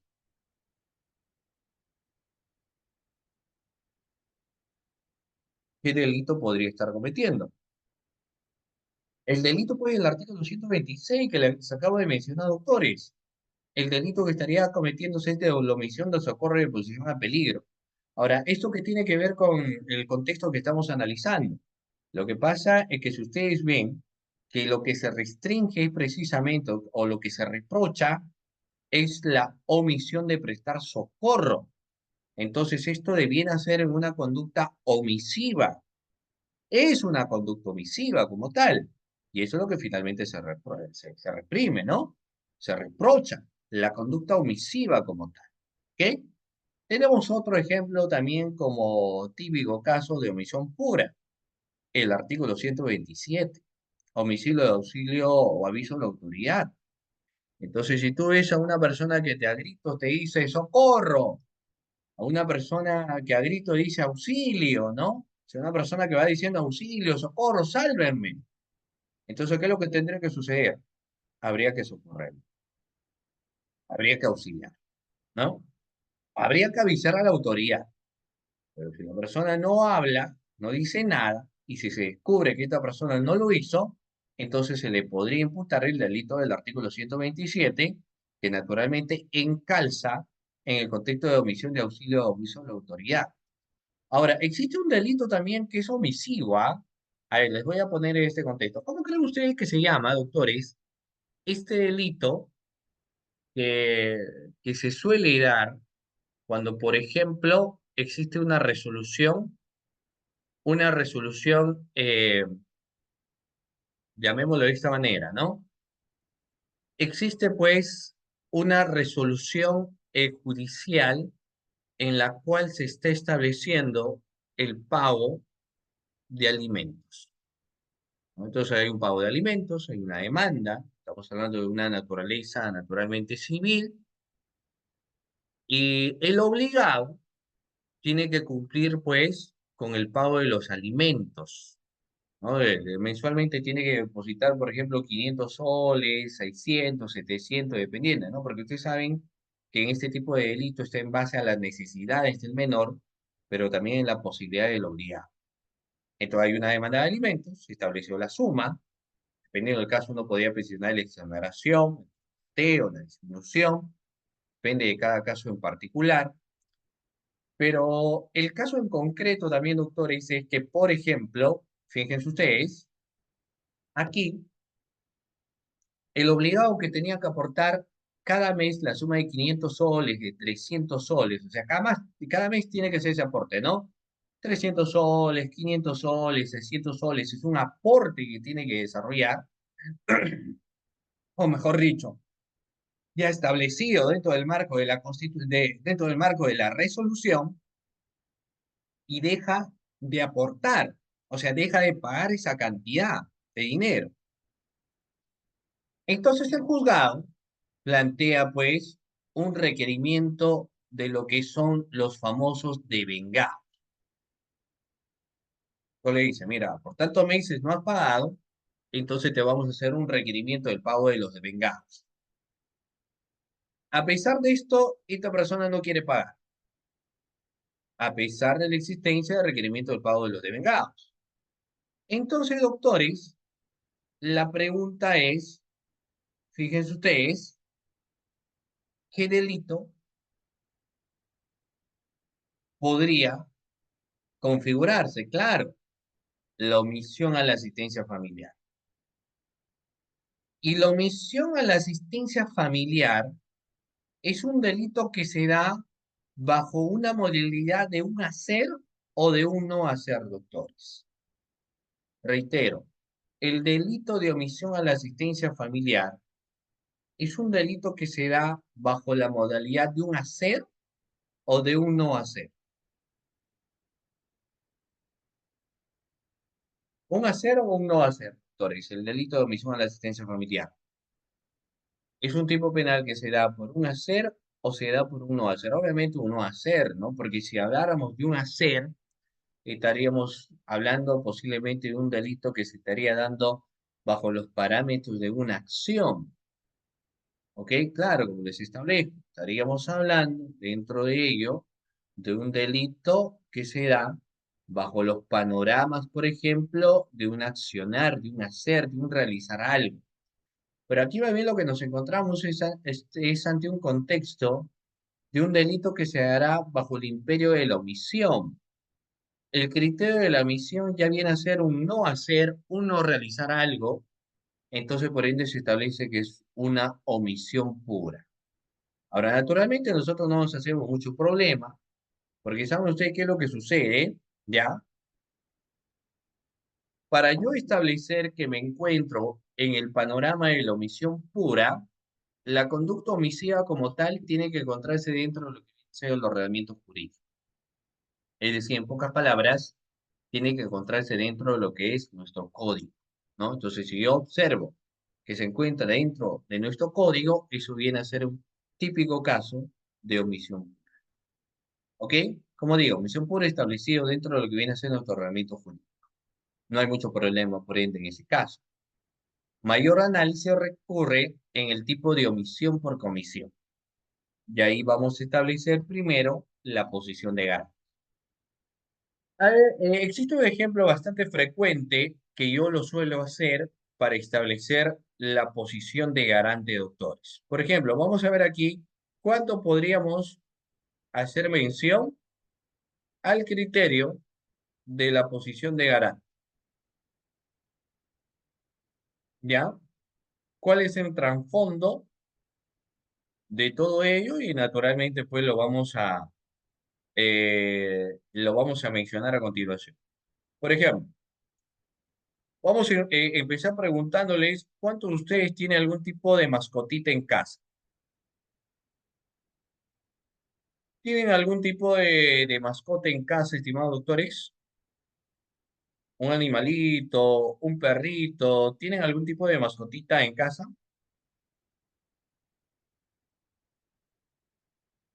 ¿Sí? Si tienen algún tipo de mascotita en casa, ¿qué tipo de mascotita tienen? A ver, vamos a preguntarle, ¿no? Acá un poco. A ver, ¿quiénes tienen mascotas en casa? Jordan, ya, pero ¿qué mascotas tienen? Acá me dice, sí, pero ¿qué mascota tienes, Juan? Un gato, un perrito. Acá dice Gianni, me dice, por ejemplo, dos perritos. Rosel me dice, sí, dos, sí, un perrito, dos perritos. Mi gato Parker. Ah, muy bien. Perrito gato, yo tengo un perrito, yo tengo un gato. Para ti me dice, "Sí, no tiene crisis, ya, tres perritos". Mi gato Pelusa, ¿ok? Muy bien. Tiene también entonces tu gato, pues, denominado gato Pelusa, ¿no? Ruth Mendoza, mi gato Pelusa, ok.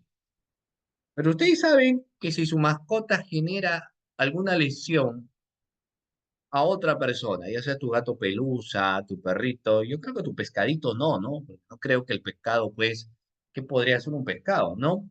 Tengo mi perro San Bernardo, la autora Judith Hidro, El destino ha sido un perro American Pitbull Terrier Blue. Aso, guau. Mira, el tema es de que, ¿qué pasa si, por ejemplo, ya tengo un conejo, eso tiene un conejo, ya, bueno, ¿qué? Pero ¿qué es lo que sucede, doctor? Es si tú que tienes tu mascotita, tienes tu perrito, ahí dice, bueno, lo voy a sacar, pues, voy a ir a la tienda. O sea, ¿cuántos de nosotros en alguna ocasión no ha ido con su mascota, pues, a la tienda, ¿no? No hemos ido con nuestro perrito a la tienda. Y nos dice, mi cachorrito, mi perrito, vamos a la tienda. Hemos llevado a nuestro perrito, pues, a la tienda, ¿no? Y vamos a comprar, pero a veces nosotros, bueno, ustedes saben que nuestra mascota nos ven a nosotros como parte de la manada, ¿no? O sea, nosotros nos ven como parte de la manada, sí. Es más, nos ven como líder de la manada, por eso que no nos atacan, pues, por eso que nuestro perrito nos ven a nosotros como su guía. Pero esa regla no se cumple contra terceros. Entonces, ¿qué podría suceder si yo llevo pues una mascotita, llevo a mi perrito, y de repente, yo estoy ocupado haciendo la compra, mi perro ataca a otra persona y le muerde el brazo, ¿no? Y esta persona empieza a gritar, me muerde, es su perro. El perro como ataca, después de atacarle el brazo, le ataca la pierna. Entonces el perro está ahí, ¡pam!, ¿no? El dueño se da cuenta y le dice, mi pitbull, ya. Se va y lo socorre al señor. La pregunta es, ¿existirá algún tipo de reproche penal en ese ejemplo que yo les estoy señalando, doctores? ¿Existirá algún tipo de reproche de punibilidad o no? Ilia me dice sí, Damaris me dice no. Mira, ya, yo sé que algunos me dicen, pero depende de la mordedura. Te pongo el siguiente ejemplo. Le ha mordido, le ha generado pues ahí una herida, ¿no? Lo van a tener que coser 15 puntos, 20 puntos, o sea, le ha mordido fuerte la pierna también, o sea, casi un pedazo de la pierna lo saca. Entonces la pregunta es, oiga, ¿hay responsabilidad o no hay responsabilidad? Responsabilidad de carácter penal. Pero ¿sobre quién recae esa responsabilidad de carácter penal? ¿En quién recae, doctores, esta responsabilidad de carácter penal? ¿En el dueño de? En el dueño. Ok, ¿cierto? ¿O en el perro? Si es en el perro, podríamos procesar al perro, ¿ah? Penalmente, ¿no? Iniciamos la investigación contra el perro tal, ¿ok?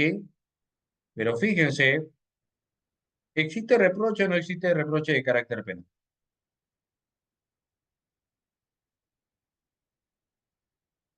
En el ejemplo que les digo, doctores, ¿hay un reproche? ¿No hay un reproche de carácter penal?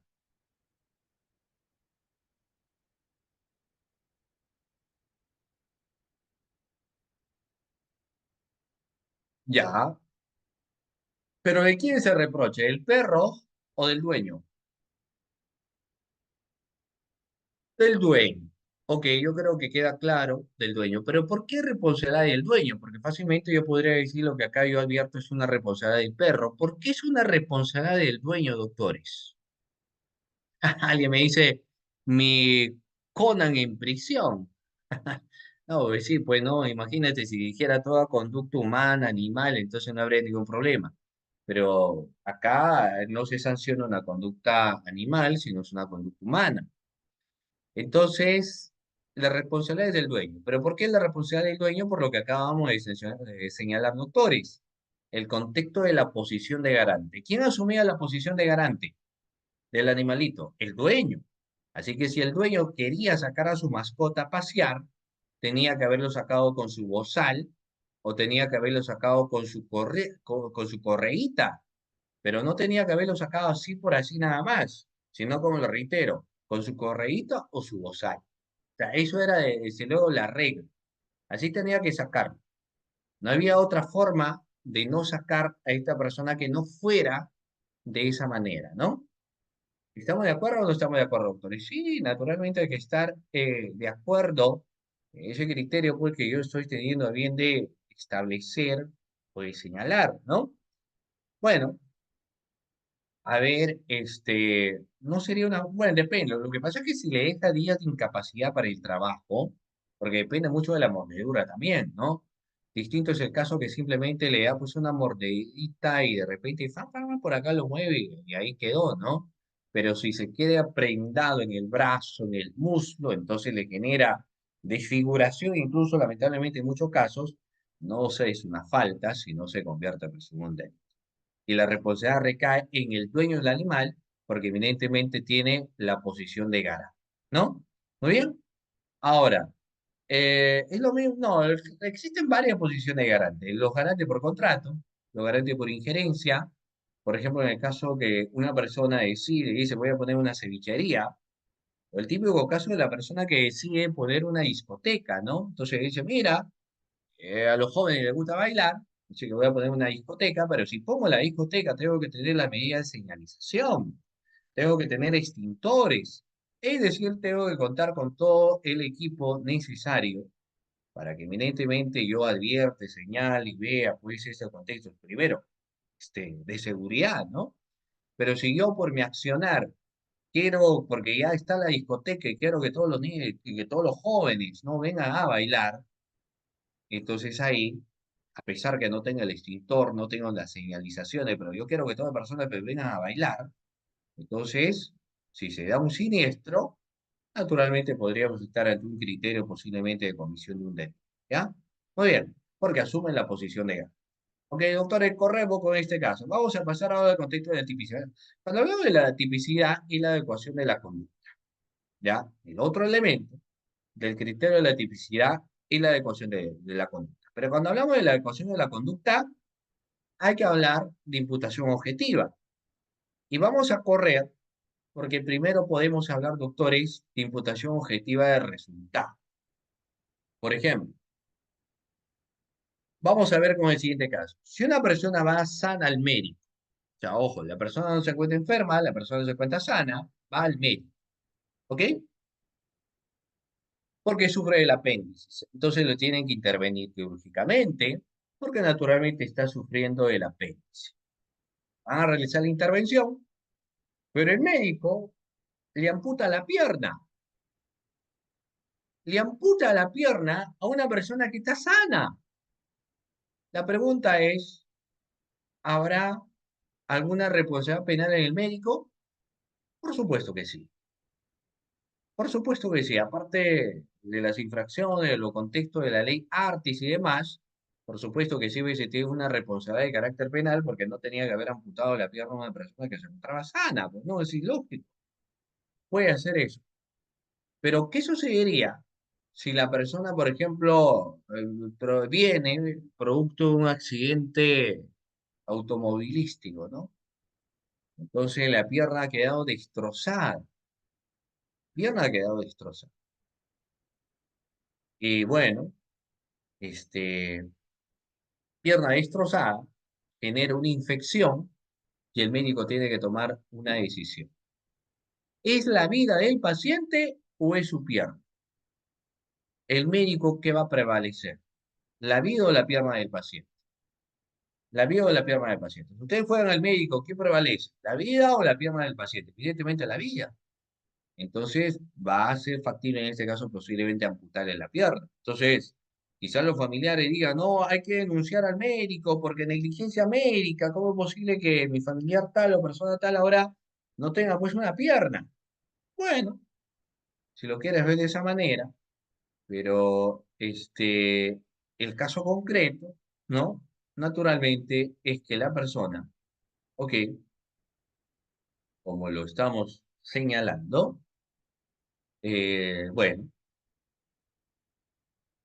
provenía primero de una infección generalizada, que si no lo hacían, podría cargar su muerte. Entonces, naturalmente, por ende, no existía un reproche de carácter, ¿no? Luego tenemos casos en los que se excluye la imputación objetiva por el fin de protección de la norma. Esto es un ejemplo típico del tío millonario y el sobrino ambicioso. ¿Qué es lo que había pasado?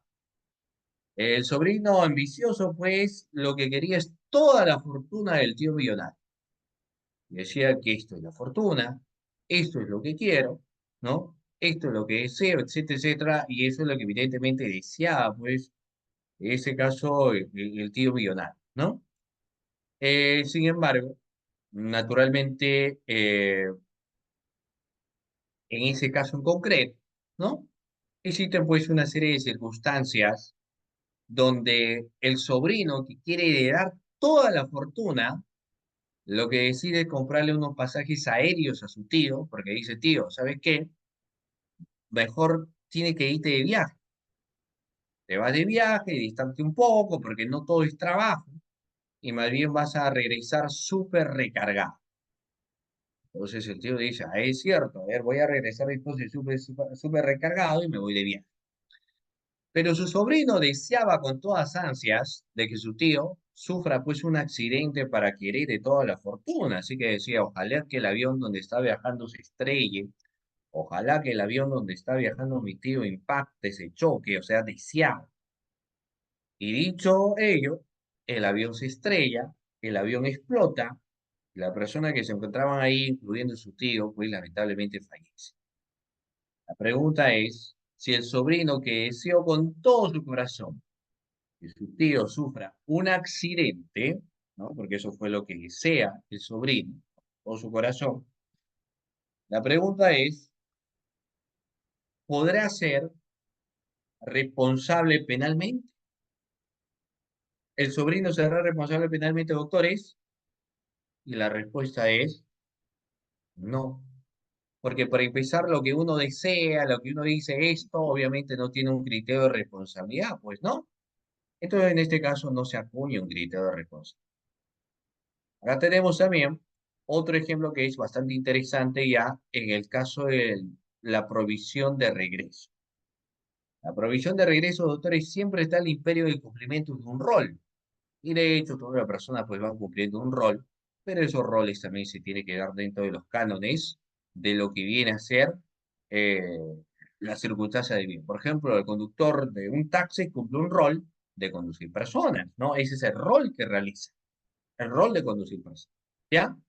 Y cuando uno cumple un rol no hay ningún problema, porque si tú eres un taxista y de repente sube una persona que se dedica al narcotráfico, a la droga, obviamente no tendrás responsabilidad de carácter. ¿Ok? Muy bien, doctores.